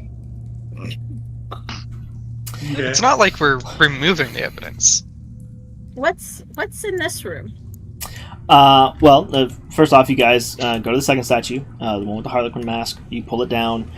This one, the pose wasn't as, it didn't have as many spots that could easily break, but when it falls forward, the mask on detaches and hits the floor and just kind of shatters into 10, 15 different pieces.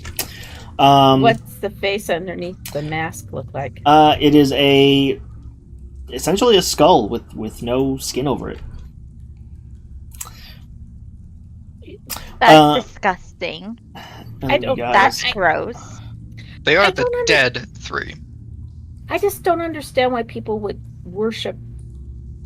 Yeah, it just doesn't make sense.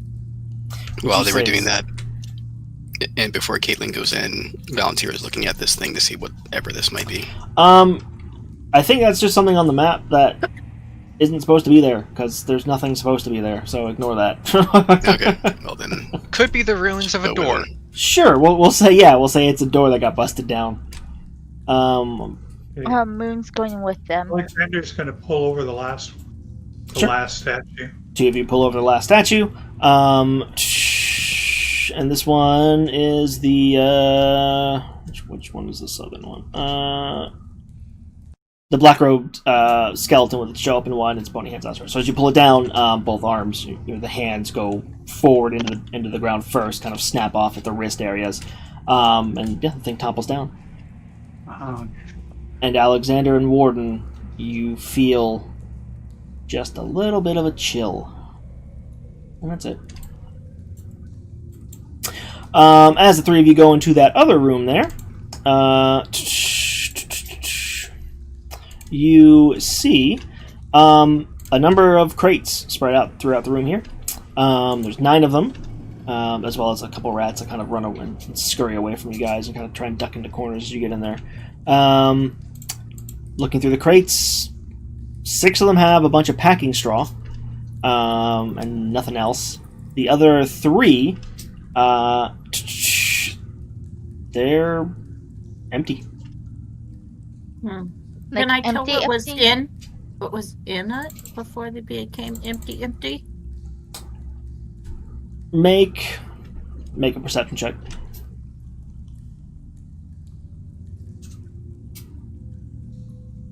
Oh. Oh.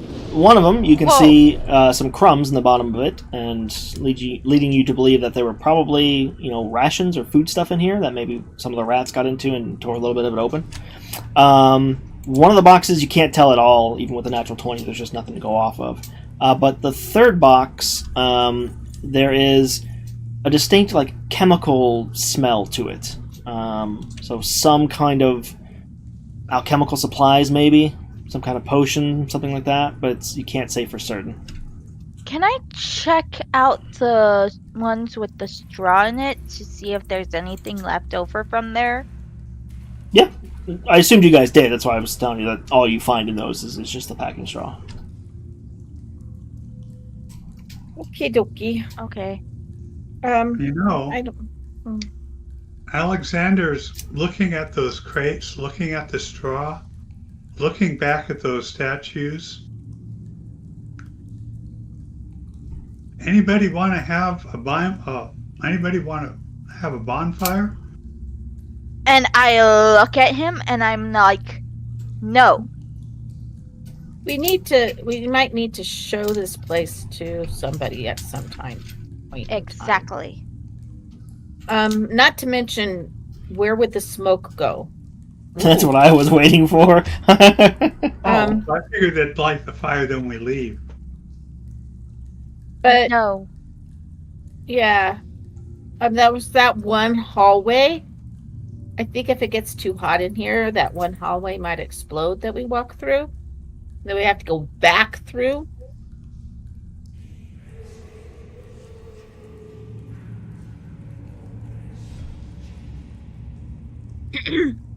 This door, does it open, huh? It opens.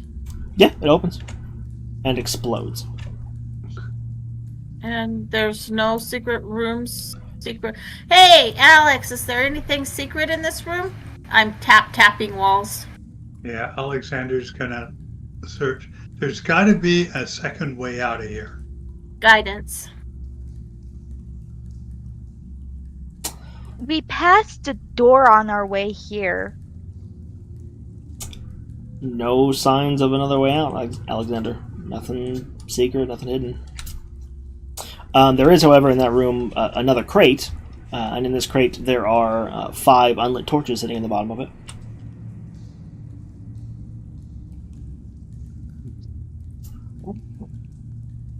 Unless that roll. Annoyance. You're being trolled. Yeah. Unless that roll counted for it, maybe you guys want to check, these 2 rooms as well. No. For sake of expediency, it did, yeah. All right. Okay. Yeah. We tappity, tap, tap, tap. Tap, tap, tap. I could have sworn I saw a door when we came into this place. It wasn't. It was this one. No, down over here. Down here. Valentira, as you guys are walking out of this particular section, and we'll say as Warden's magic shiny rock, the light begins to fade, you do notice it spark off something kind of here on the ground, on this little island there. Yeah, she was going to look at the island, but all right. You find...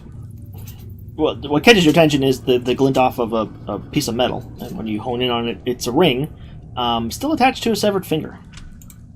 Oh. All right. She's just going to move the ring around with her blade first, and then just, if nothing else happens, take it up and look at it. I'm looking over her shoulder. Is it so? It's a fleshy severed finger as opposed to a skeletal finger. Correct. Yeah. And it's a signet ring. Yeah. Okay. And on the ring itself, there's a shield with a lightning bolt emblazoned on the front of it, and a pair of wings that stretch up from either side of the shield. We're going to have to show that to Flame Judge. Does it remind me of anything? So a shield with a lightning bolt emblazoned on it and a pair of wings. Yep. Go ahead and roll a history check. Ugh. Here, Because we know that you're oh so good at that. Yeah, Alexander's proficient in history. Wow. Valentira will as he's peering over, touch him on the shoulder. Offer you guidance. Perhaps you can tell us what this might signify. Who's getting the guidance? Sorry. Alexander. Roll a d4, Alexander. I guide us myself.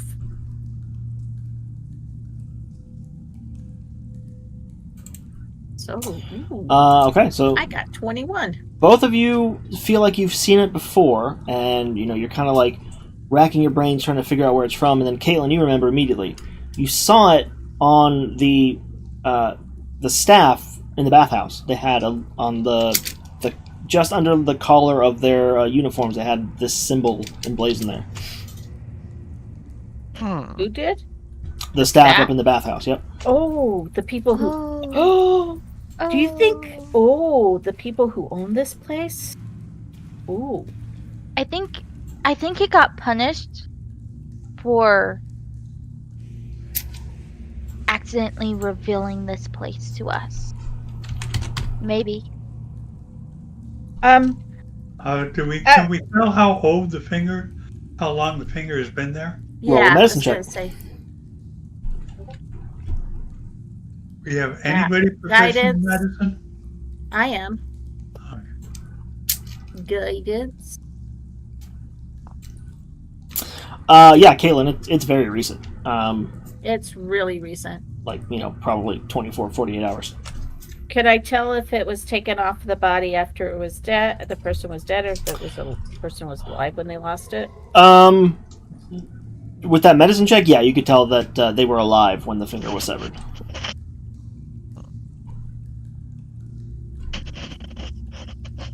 And I share that information with the group. Oh, great. All Okay. right. Let's go Let's check check out this door. Do I remember the two people that were tortured? Did I or them have a missing finger?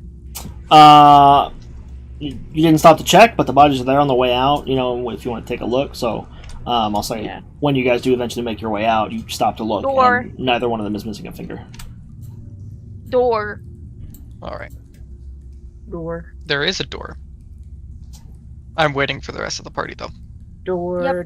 Door. Where's the door? Over here. Down here. Okay. All right, go for it. I try the door. Open.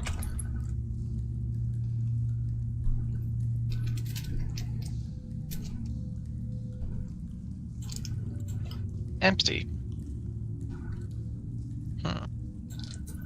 Is it just a room? Or is there a way out? Alexander, care to take a look around? Still no signs of a hidden exit. Guidance. I'm going to go ahead. Sure. I'm going to go ahead and check out too. See if there's any. So he had a 16 actually. While it does look like the collapse section had at one point been a staircase, it no longer functions as such, and so it doesn't look like there's a way out of this room. Does it look like we can clear away the rubble? Like, how recent is the collapse too? It's been there for a while. It would take, people who know what they're doing, especially underground, to successfully excavate this staircase and get to wherever it was supposed to be going. And it would take probably a long time too. Okay.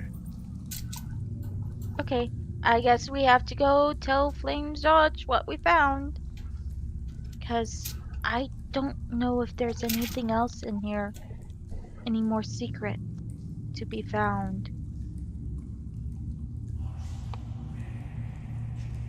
And this place is really creeping me out too. As we leave, I'm going to pick up the female. The tiefling? I'm going to pick up the female's body. There was a male and a female that had been tortured, right? Yeah, the female was a tiefling, though. Oh, tiefling? Yep. Okay. They are both shackled to the wall, so you'd have to either, pick the locks or break them, but you guys have enough time you can do that without issue. Okay. I'll take the tiefling if somebody else wants to take the other.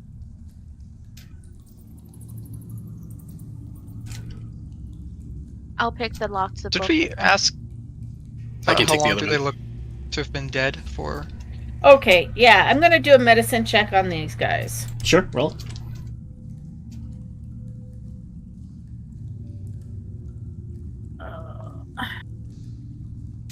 Guidance. Also very recent. Less than 24 hours. Less than 24 hours. Gosh. I feel like we screwed up, guys. I just wish we were a little stronger. If we had been stronger, we would have been able to do this without a quieter.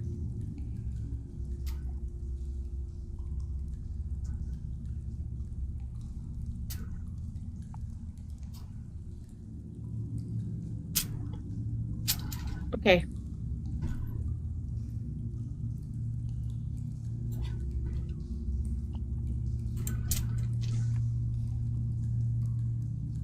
So taking the two bodies and exiting out of this this sewer. Yeah. as we go back through, I ask our resident able to find things person, Alexander, to really check as we walk along to see if there's any other exits that we are missing. The things Alexander's going to do is he's going to shoot a firebolt down there, just in case there's any buildup of gas. Okay. Okay. Hang on one second then.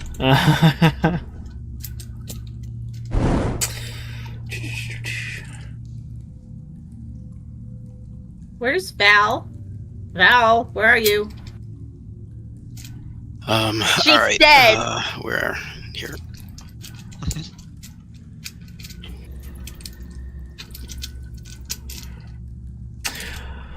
Oh, and Okay. we have to close this door so we don't get like. So, what's happening? Sorry, guys. So, as you guys Alexander just shot a firebolt down the hallway. Where? What? to where all the explosive gases. Why?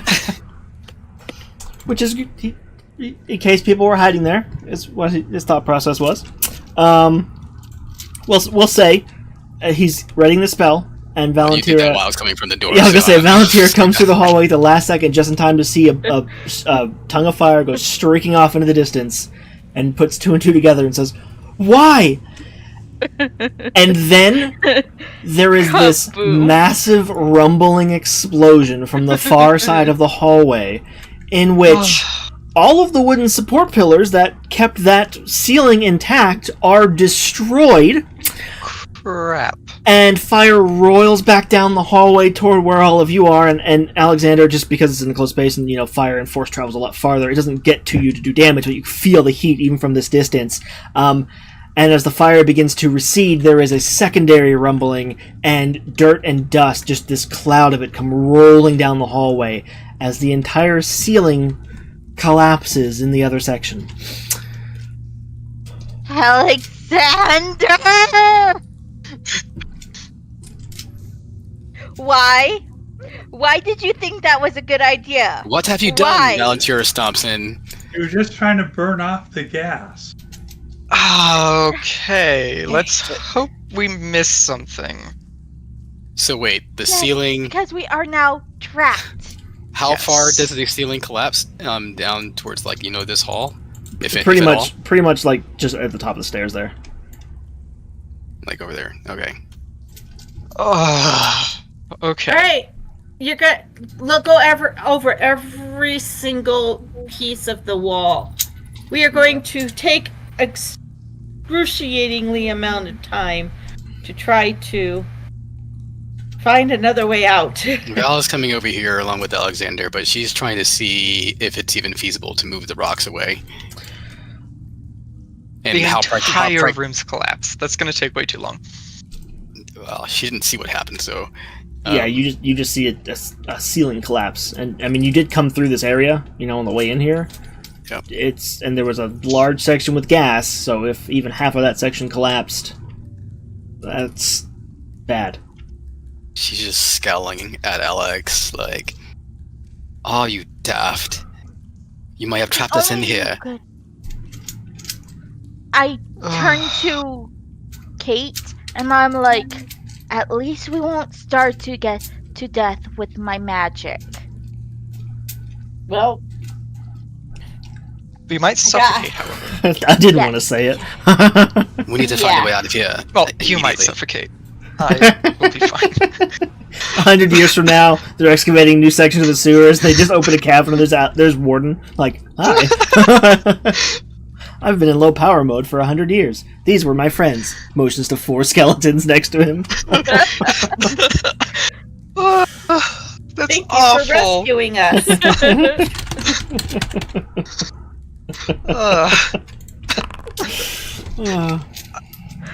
Oh, I do not like that roll. And I'm still kind of peeved at Alex.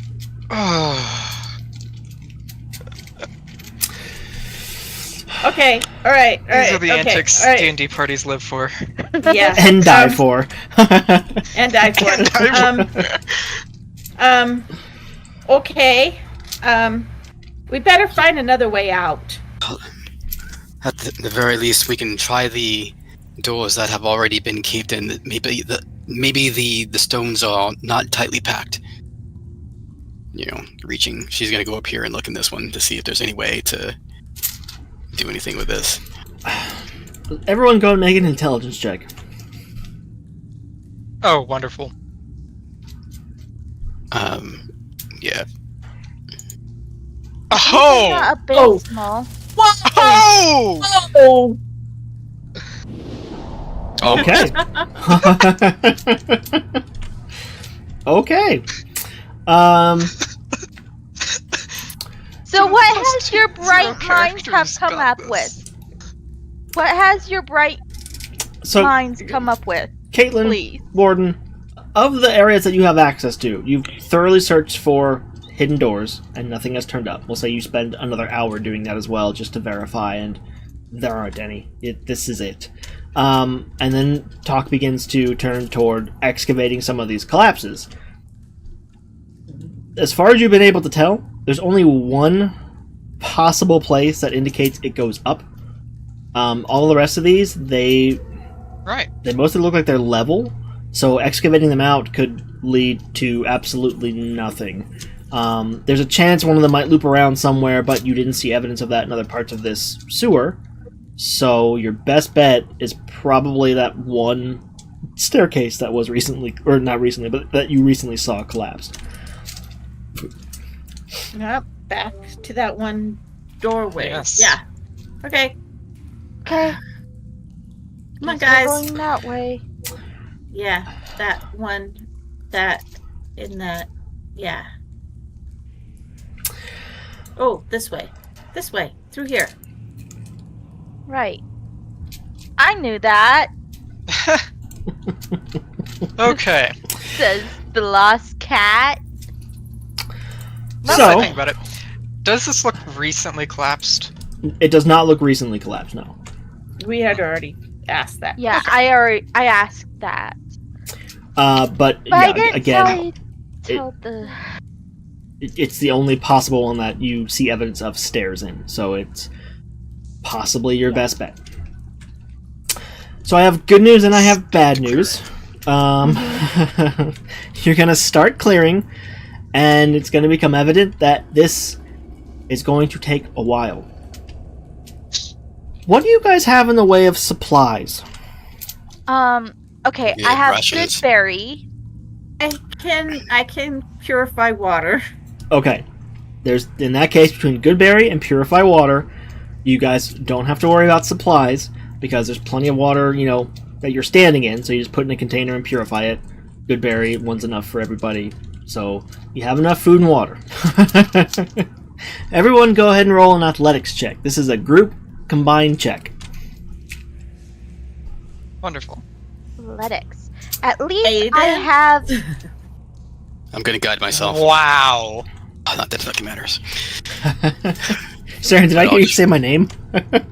Gonna roll the d4 anyway. One of us rolled above a 10.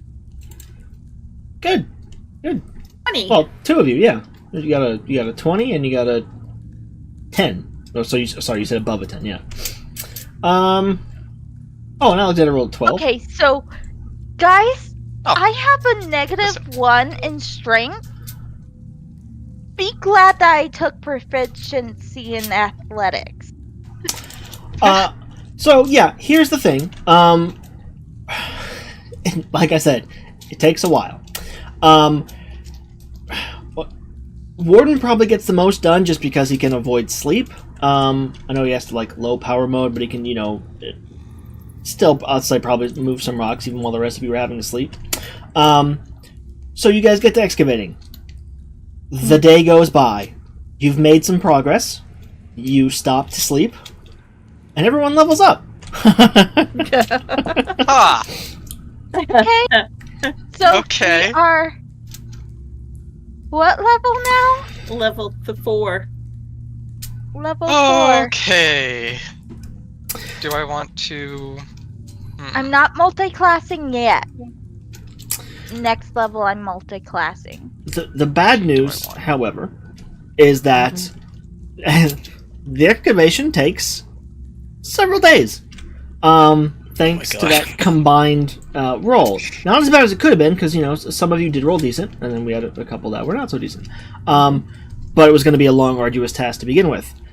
So over the next, we'll say, 3 days, you guys dig out, stop to purify water, sit down to have a good berry lunch, and then just get back to work.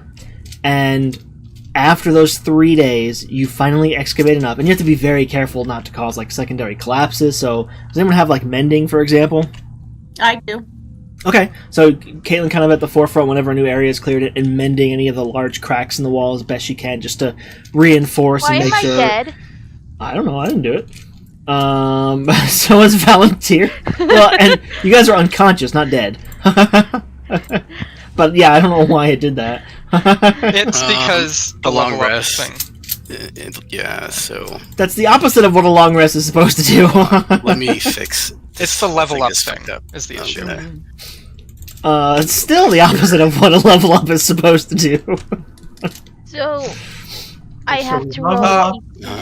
So that's for my hit Level die. up in Foundry or in D&D Beyond? Oh my god, this number of hit points is totally messed up. It's up to you, Colin, whichever you prefer. If you level up in D&D Beyond, let me know and I can re-import. Warden, that's a one. You can re-roll that. Okay. Is anyone else rolling for HP? Wow, from 0 to hero. Nice. Does anyone else want to roll for HP? Hell no. No? Hell no. I'm going to go back down. Let's see if that corrects. I'm Oh, gonna okay. So roll. my But look, you got hit max Hit HP. points were correct. Okay, so back That's here. not bad. Pretty good for Moon, too, yeah.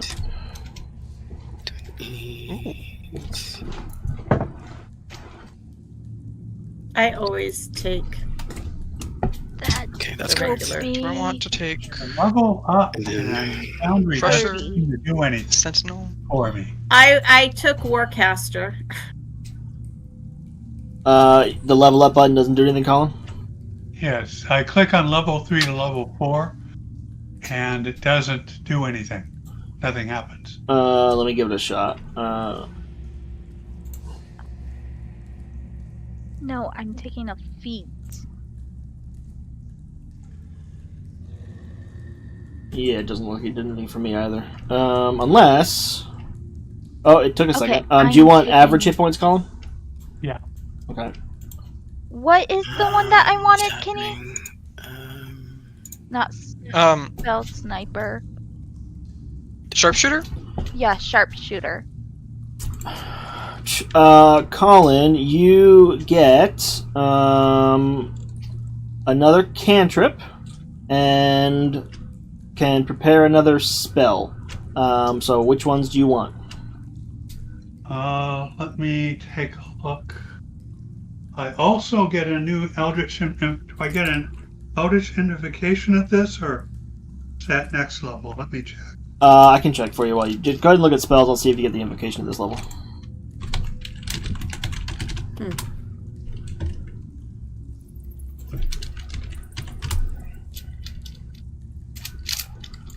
How do I You, do this? you in do not get a Foundry? new invocation at level Oh. 4. You get at level. You get 2 at level 5 though. How do I find sharpshooter? You do get an ability score improvement, though, too, Colin. Don't forget. Yeah. How do you And he's level going to do up? his charisma up.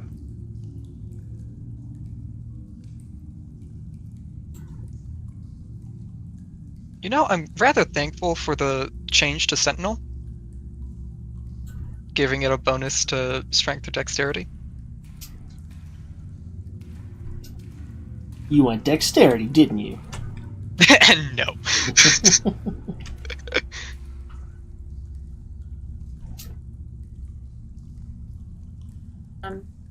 Level up, guys. Was that Sharon? How? Oh, here it is. Okay. I need to import Wait, Cure wounds.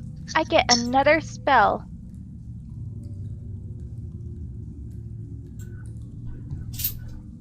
And yeah, if you need to import a feat or anything, there's the plutonium import at the top right of your sheet, the 3 dots.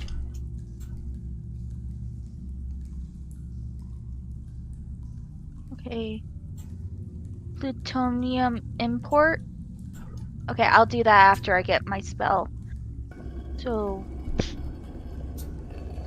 got cure wound. Detect poison and disease. Beats. Yeah. Why am I not seeing what I want Long to get? strider.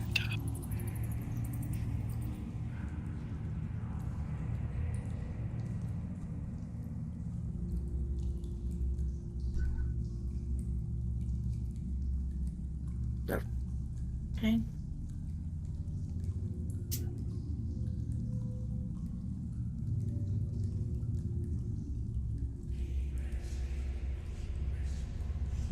Oh, finally, I can make reaction attacks against people who attack my allies.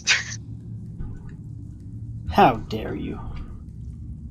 I think for now, all he's going to do is swap out thaumaturgy for blade ward. Well, you get a new cantrip and a new spell. Oh, okay. Snare. So if you want to, you can learn Blade Ward for your cantrip, and then keep Thaumaturgy, and then just pick another, spell of any level you can cast. Okay. I could take snare. Okay, guys, what do you think? Zephyr Strike, Long Strider, or Snare? Zephyr Strike. You definitely don't need Long Strider. You're a Tabaxi already. Yes. But I can cast it on other people. True. Also, gotta Yeah. go fast. I don't think that's worth it. Do something for you. Okay, so Snare, which would ensnare a person if they fail my dex save. Save DC. Yeah, my save DC for dex. What's your save DC? My save DC is 12. That's pretty average. Yeah. I mean, Um, Zephyr Strike has the most versatility. That is true.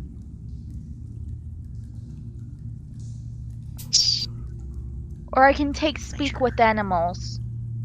That has a lot of utility. So take Speak with Animals? It's also got the added benefit of throwing your DM for a loop. Like, when you're in a dragon lair next to the ocean, and then the party goes, "Hey, let's swim out 5 miles and talk to some random fish." Okay. Right, that did happen. Yes, it did happen. I took Speak with Animals. Jerks. Do you have Absorb Elements? I do not think so. That might be absorb better. element. Ab- Element. Element. Absorb elephants. I do have it. I do Okay. have Absorb Elements. But what about absorb elephants?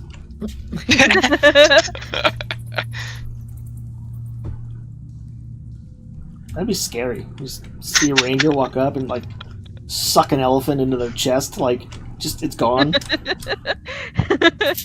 So I can take it. Should I? Take which one? I thought you had it. Absorb Elements. Oh, I didn't. you didn't mean you had it. You meant it's on your list to take. Yeah. Gotcha. Yeah. I was looking at the spells available. It's a worthwhile spell. Okay. And I can always get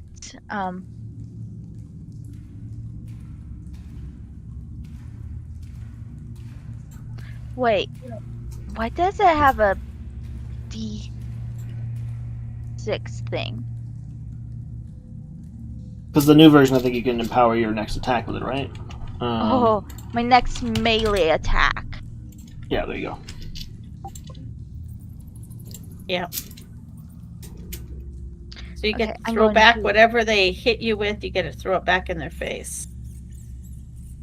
Okay, Karen, I'm going done. I to- think you should re-import. Sure. Colin, How did you do I figure do out it what spell you in want? Re-import?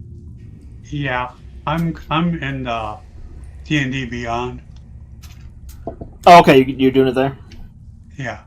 Copy that. I'll cancel So- the Foundry load-in then. Did it get... Really hard for me as a cleric because I can change out my spells, and it's really hard to do that in Foundry. Again, Plutonium Import should be able to do it pretty easy. Or, like I said, if you just do it in D&D Beyond and want me to, re-import it.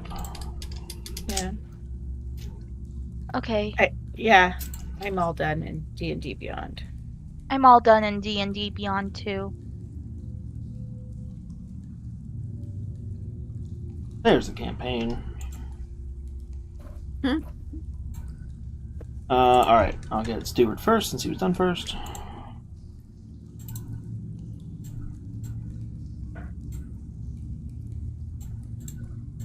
Why am I laying down? That's what we were talking about. during Ian the killed upgrade us. process, you went unconscious. Oh. Yeah, that's just what the level up thing does for some reason. Yeah, I had no DM clue killed why. us.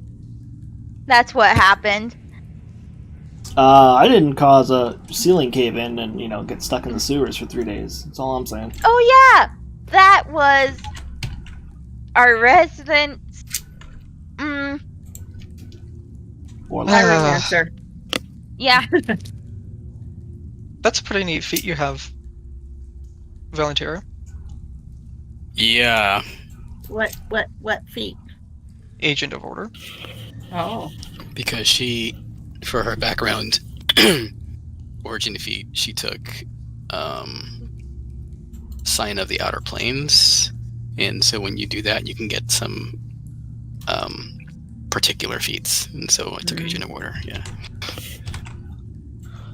Volunteer is re-imported. Look through the sheet, make sure it's all good. Importing Caitlin Okay. now. So I have a question. This divine spark, is that just a channel divinity Hey. thing that you could only do once? So you channel divinity to heal or hurt somebody one time? Post it.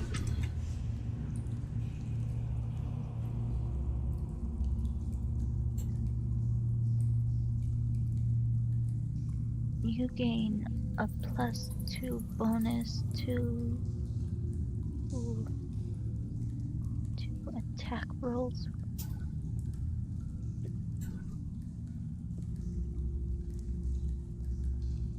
Yeah, that is yeah. a one-time thing. That is so bogus. How good a spell is It is. playing with? That is relatively worthless. Jeez. It is. What spell, Colin? Flame whip. I'm not familiar with that one, actually. No, that's a custom spell that I created, so it's not. Oh, It's Do I get That's- my- that's why it Show up has- my available spells. yeah, that's why it has HP for homebrew in parentheses. Oh, okay. The Divine Spark thing was given to 2024 clerics as a way to allow them to heal when they don't have any healing spells, slots left as a thing. But yeah, you have so few channel divinity that No, if I would, I have Twilight Sanctuary. It's a lot better. yeah, the Twilight cleric does, but this was for all clerics, right? Well, also your Twilight Sanctuary won't get people up from unconscious, so it's kind of like Yeah. a break glass in case of emergency type thing. Yep, that's true too. All right, do I need to re-import Warden? if you would. Sure. Yeah, there's issues.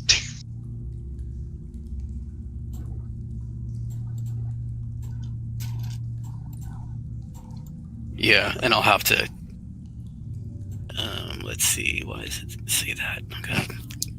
Get rid of this guidance legacy and give it the right thing. And Colin, are you ready for an import yet, or you still need some time? Yeah, I think, let me check.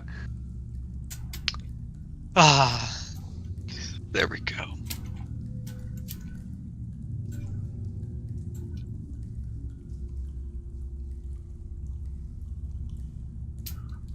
Not to find it. Oh, it's when I hit level 5 for this. I get Misty Step. Then Summon Fae. Then Dimension Door. Mhm.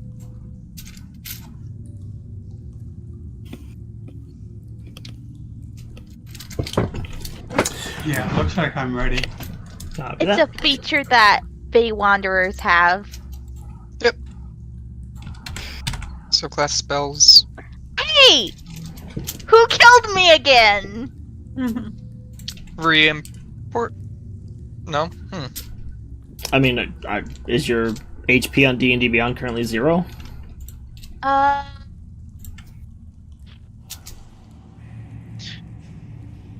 wonder. No. Then I blame Kenny. Well- Alright. Everybody should be re-imported. Go ahead and make sure you look through your sheets, make sure everything is what it should be. Yeah, I things have look a okay reaction so far. spell.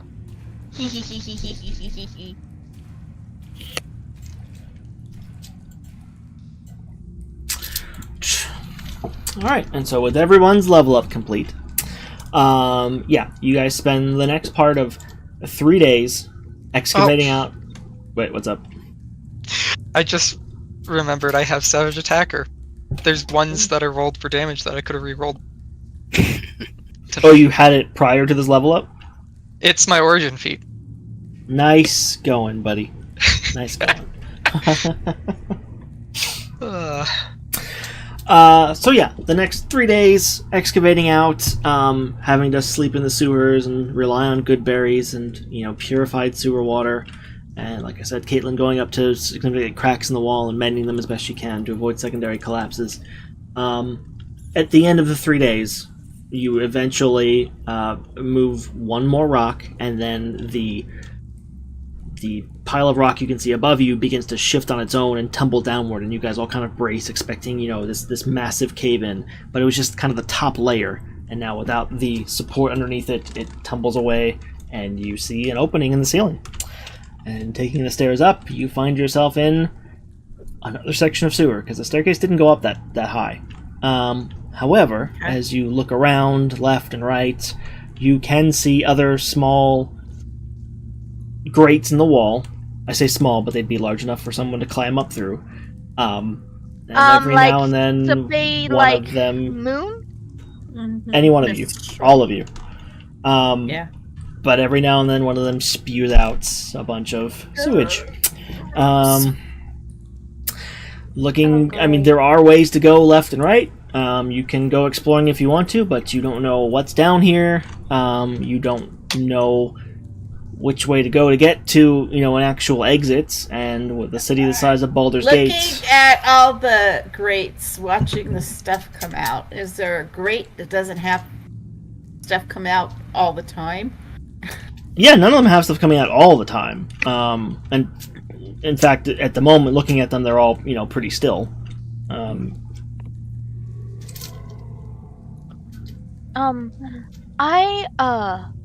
Eeny, meeny, Can I- miny, mo. Can I figure out how to get out of here using my survival?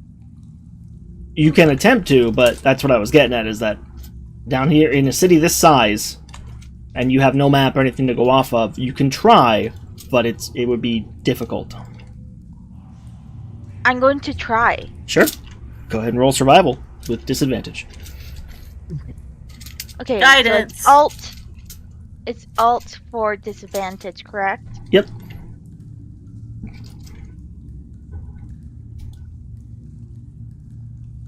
Guidance. +4. I was going to roll it, but whatever. You guys rolled the same thing, so so total of 20.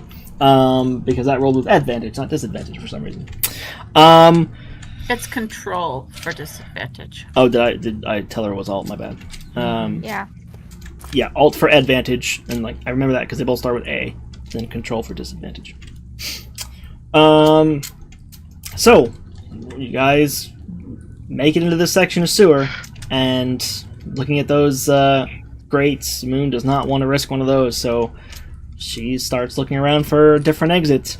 And since, like I said, you guys have never been here, you don't know how the sewers are laid out. This is a massive complex, and it's not like people frequent here, and you can find any foot tracks or footprints or anything to follow. We'll say after another hour, you guys look up and realize you're back in the exact same spot. There's the staircase that you just excavated. I just go to one of them and I start pulling myself up the tube. Oh, wonderful. Roll a d20, Kaylin. And I assume you guys, pull the grate off the wall, but easy enough to do. Okay. You just pull it off. Caitlin starts climbing. It's not meant for climbing, so it's difficult, but it's small enough that you kind of brace your back against one side, arms and legs up the other, and slowly work your way up that way. Except for Moon. Well, she can still do that. Miss climbing speed. Oh, climbing speed, yeah, sure. It obviously And I have smells. claws. Yeah, but your claws don't sink into worked stone. You can manage it because you're climbing speed, but yeah. So yeah, It just means that you're doing what everyone else is doing a lot more efficiently. pretty much, yeah. Mm-hmm. Because I'm a cat. Sure. Supper. It's awful. It smells. It's probably never coming out of your clothing. But Caitlin, after about 10 minutes of climbing in this god-awful tunnel, I'm assuming the party behind her, Yeah. you come to another grate at the top of it. And you don't see anything. Well, actually, you got dark vision, so you do. It looks like you're looking into the bottom of a toilet. Yeah, great. All right. No. I push up against it. Give me an athletics check. Guidance. Yeah. It's a really awkward position. You can't really get any leverage against it. And as you try, all of a sudden you hear a door open. And a little bit of light flood into the room. Hey! Hey! What? Don't go poop! Somebody's down here! You hear a cry of surprise and feet running away, and from a distance you hear, "The toilet's haunted!" Valentina kind of just nudges Kate aside and let me try. Go I ahead and roll allow a myself check. this. As I do that, I give her a guidance. Okay. That's enough. DC was a 10. I'm not trying to trap you all in the sewers for no reason. Yeah, so Valentina gets up there. We'll say, Caitlin, you maybe help brace her against the, Yeah. brace her against the circular tunnel so she can get a bit more leverage, and you push up on her while she's pushing up on the grate, and eventually it wrenches free, pops out of the wood that it's embedded into, and you guys can let it fall down past you. And then one by one, climb up out of the toilet. I am going to burn these Is clothes. there any wash basin or anything close by? There's a bucket of water close by. However, Valentina, since you're the first one out, I assume, pretty much as you're climbing out, the door rips open again. You see someone there with a sword pointed right at you in leather armor, and you hear someone in the background shouting, "I heard voices! I heard them! There's something in the toilet!" Hold, regardless of what this looks like. And he holds a hand up to you in just a silent motion. He goes, "I've been there." And he turns and walks away. Alright. And you hear him calming the crowd in whatever building you guys are currently in. Okay. I turn Get my to hand- Alex. I'm turned to Alex and say, "This is your mess. Clean it up." And I'm talking about prestidigitation. Yeah. If you've got All Preston, right, he man. has prestidigitation. That's great. Oh, Val will just like look at Alex and says, "True, I have seen you clean filth away, and this is please, the time." pretty please, Plus- pretty If please. you would be so kind. Plus, you were the one that got us trapped in the sewers.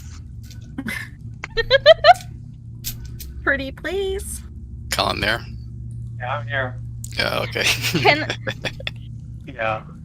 My headcanon is that Alexander's going to clean everyone off, except like he's going to mostly clean Moon, but leave like a spot of fur that still smells awful because she's been given so much crap, and she can't figure out what it is, and she can't like bathe it away because she's a cat, so she'd have to lick it, so it's just awful. No, he's not going to do that to her. I mean, he deserves it. He knows it. So you guys stumble out of the bathroom, find that you're in some kind of a tavern, and the barkeep, as he sees you all emerging, just points to the front door, and you guys are kind of essentially like marched out. As I walk by, I put a silver piece on the counter and say, "I'm sorry." He looks at you and then looks at the silver piece. Now I have to clean the counter. Oh, don't worry. Actually, We got no. prestidigitation. We're clean. Ish. Enough. Out! Just get out! Sorry. Sorry. And so yeah, you guys are essentially marched outside. We took the walk. Looking around. Where are The walk we? of shame. You're somewhere in the upper district. Probably not terribly far from the bathhouse. You know, maybe like a couple blocks based on how far you'd walked Oh, in the dungeon and we itself. have bodies with us too. Oh, that's right. I forgot about the bodies. Yeah. You've Would got- we be able to even take them up the... No, No, pretty badly. Like, No, I don't No, think so. we No, would have had to leave but- them. yeah. We No. would have had to leave them. No, you couldn't have climbed with them, but you could have, set up a rope and lifted them up afterward. So you can get Yeah. them up. It's just takes a little bit extra work. I'm just thinking somebody should speak to these people. There's a reason I'm carrying these bodies around. I'm not macabre. Which, as you shout that out, to the rest of your party, you see a number of guards are actually moving down the street at a decent clip, and one of them stops and looks over and sees you with the two bodies, And I hold I'm up my, going to just pull my out signal. the pin. I show my pin. Yeah. and he shakes his head and turns and continues to catch up to the other guards again, who are moving at a decent speed in the other direction. All right. Let's go find what's his face. Plain Zodge. Yes. Flamefish Dodge. Yes. It's just Flame. It's not Flame Fist. Just plain. Flamin' Cheetos Odge! Flaminzage. That rolls out. It's Flamin' Hot Doritos. Okay, so you guys, with two bodies, over shoulders, thankfully, not smelling as awful as you were before, but probably still not looking in the best shape, given that you just spent, the past 3 days down in the sewers, barely surviving. You go marching out of the upper district, take the walk into the lower district, and eventually circle around to the area of the Basilisk Gate, which is where you found Zodge in the first place. You don't see him at first. There are some guards out there. It also looks like a number of the tents that were placed here have been moved, so it's not as crowded around the vicinity of the gate. There are still a good number of guards up on the wall, and a handful kind of patrolling along the gate itself. But you don't see Zodge immediately. That's supposed to be a Z. O, not a Z. O, D, G. You mean an A? It's not an A. It's supposed to be an O. Yeah, there you go.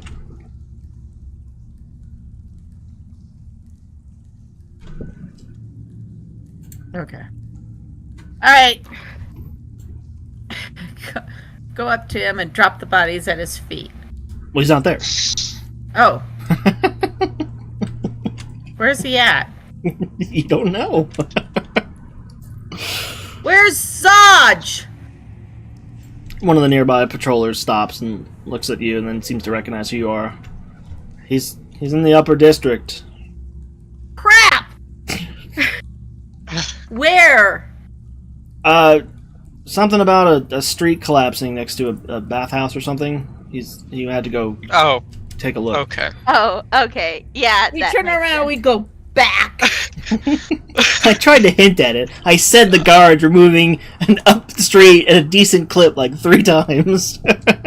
Yeah, I was debating if we should, and then I just didn't say anything. I probably should have. So then you guys turn. I didn't want to have to deal with anything more.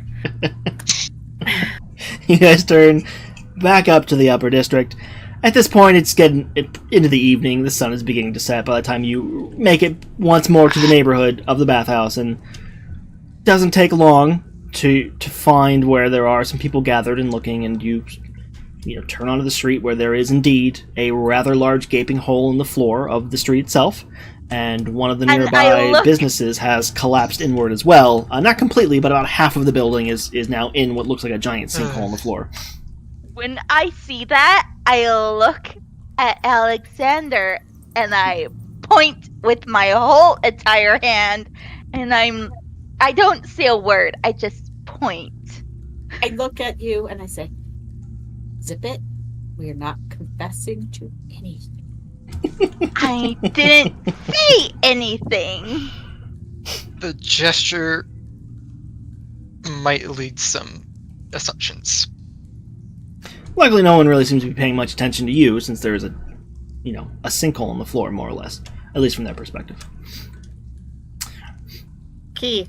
Zaj. Do I see him? Zaj. As you guys begin to look around, Caitlin, you actually feel pretty heavy-handed grip just slam down onto your shoulder all of a sudden. Oi! Oi. Where I the hell have you dropped been? the body at his feet. Buried. We've been trapped in the sewers. Buried is accurate. Buried. Very buried. Buried in the sewers. Yes. Yes. Just past that collapse. Just past this collapse. Mm-hmm. So, People down there. am I to glean that you 5 may have had something to do with this collapse? There is a cult of murderous people down there. Well, there was. A cult of murderous people down there. They also had a room full of gases, and the slightest flame caused an explosion. Kaboom! Very big kaboom. So, yes. It's It was an accident. It was tangential to us. Tangential to you. in other words. Who was it directly It was a tied trap. It was a trap. to? They had a trap The cult. which made an explosion big enough to collapse. Natural gases, man. A roughly 40-foot by 40-foot room Okay. full of natural gases. So it was natural gases, but it was a trap. Mhm. Yes. Do you understand how that's a little... Oxymoronic. Yeah, let's go with that. I was going to say fucking stupid, but sure. Just doesn't mean it's not true. By definition, usually does. So was it a natural occurrence, or was it a trap? It was a natural occurrence that they turned into a trap. Exactly. And did they set this trap off, or did you set this trap off? I plead the fifth. Doesn't exist in Toral.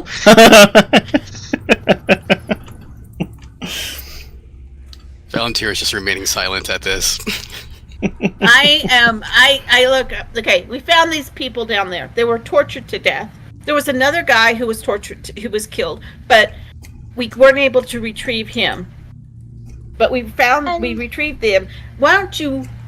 And You we found have- this ring, and I searched through Kate's pockets for the ring, and I hand him the Well, ring. Valentira has it. Well, I searched It's through fine. Valentira's You don't have to search. pocket. Just ask, and she'll just take it out and show you. Yeah, Give it to you. for future reference, it's you don't really just search through another player's pockets and take something from Yeah, them. no.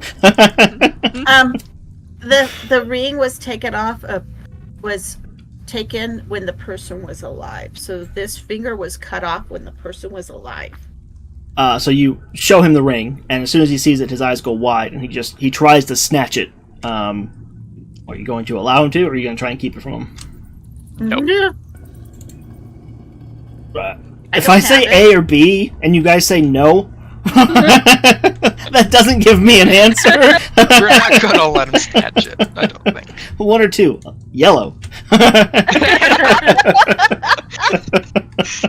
Okay, you're not going to let him snatch it. Well, that's Val's decision. She's the one that has it in her hand. Yeah. No, I produced it and gave it to Moon. Oh, okay, Moon. It's Moon's decision. Rock, paper, scissors. Against whom? Volunteer speaks Okay. for the first time, and she says, I hate these You people. recognize- Please get me out. "Do you recognize the crest?" Well, that's why. Well, I do. he'll get to that. But his immediate action, as soon as he sees it, is to try and take it. So, before you guys ask him that, do you let him take it, or do you try and keep it from him? What do you think, guys? Should I keep it from him or Produce let I him it, say take it? keep it Let from him him. see. Just hang on to it for now. What would Moon's mean- reaction be? Moon's going to keep it away from him. Okay, make a dexterity check. It's a good thing Moon has it. One moment, let me...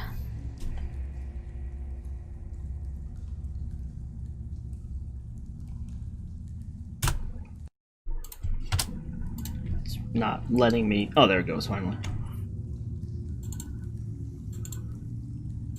Oh, he barely snatches it from your hands. Oh no, wait!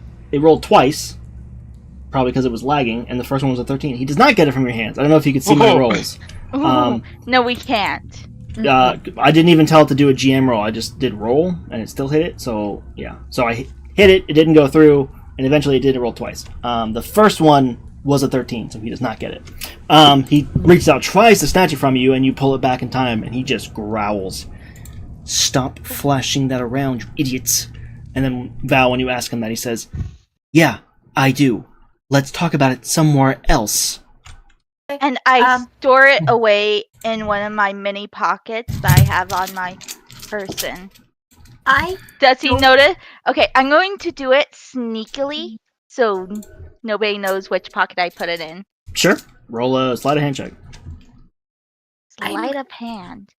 Yeah. I'm not quite have the ability to speak with these Yes! people yet. Do you know somebody who can speak to the dead? I rolled a 22, guys. Yeah, so the camera account is now not loaded at all, and my account looks like it's not doing anything either. He's rolled a 4. Oh, did it? Okay. Yeah, it's still in the chat box, like /roll 1d20 plus 2 is still in the chat box for me and not doing anything, so. Desync. Yay, desyncs. This is more than a desync if both my accounts are doing it at the same time and it's not loading in. This is something worse. Luckily, we're at the end of the night. I bend over and pick up the body of the tiefling and getting ready to follow him wherever he wants to take us. Yeah, so as you spirit the ring away, he does not see it because you said I rolled a 4. So you rolled like a 20-something, right? You said 22. 22. Yeah, he knows you hide it away. He doesn't know where you've hidden it. And then asking about the bodies, if he knows anyone that can speak with dead, his eyes move from Moon to you, Caitlin, and you just see he's not in a good mood. Pick those up and follow me. Yes, sir. I pick up the tiefling. Valentina gets the other one and starts moving. And he turns, starts walking away. You see a few other members of the Flaming Fist kind of come in his direction. He just waves them off and barks some orders to, keep an eye on this place, make sure no one tries to go digging through, looking for valuables, and just stomps off down the street. And with you guys in tow. There's no valuables down there. Well, there was a business on top that partially collapsed, so that's what he's worried about. Yeah. Okay. Well, it's probably damaged by now, so... Yeah, but he doesn't want anyone thinking, hey, maybe something from that business is salvageable. Yeah, and getting stuck. That makes sense. People do stupid stuff like that all the time. All the time. All the time. So as you guys follow after him to the end of the streets, since everything's breaking, and it's after 10 anyway, we're going to call it there for the night, and we'll pick up next time and see Okay. what Zaj can provide on this topic. Fun. That took a twist. I was not expecting the firebolt into the natural gas underground. Yeah. He wasn't expecting the explosion to be that big. He wasn't... It's extra bad for being underground. Like... Well, he thought it'd be like a fireball. Okay. Tell me what your intelligence is and what Anyway. your wisdom is. All right, I'll see you guys later. See you, Stuart. Bye. I mean, Next week. that is very much in line with what quite a few things Elysium did last campaign. Right. You got credit where credit is And due. Elysium was a high wisdom character. Yeah. Yeah, I mean, it's what D&D parties do, period, He right? was a little reckless, but he was high wisdom.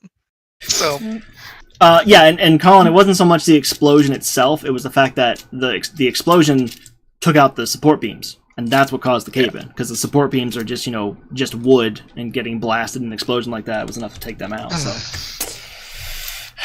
All right. Yep, it all Bye. worked out, though. Yep, have a good one.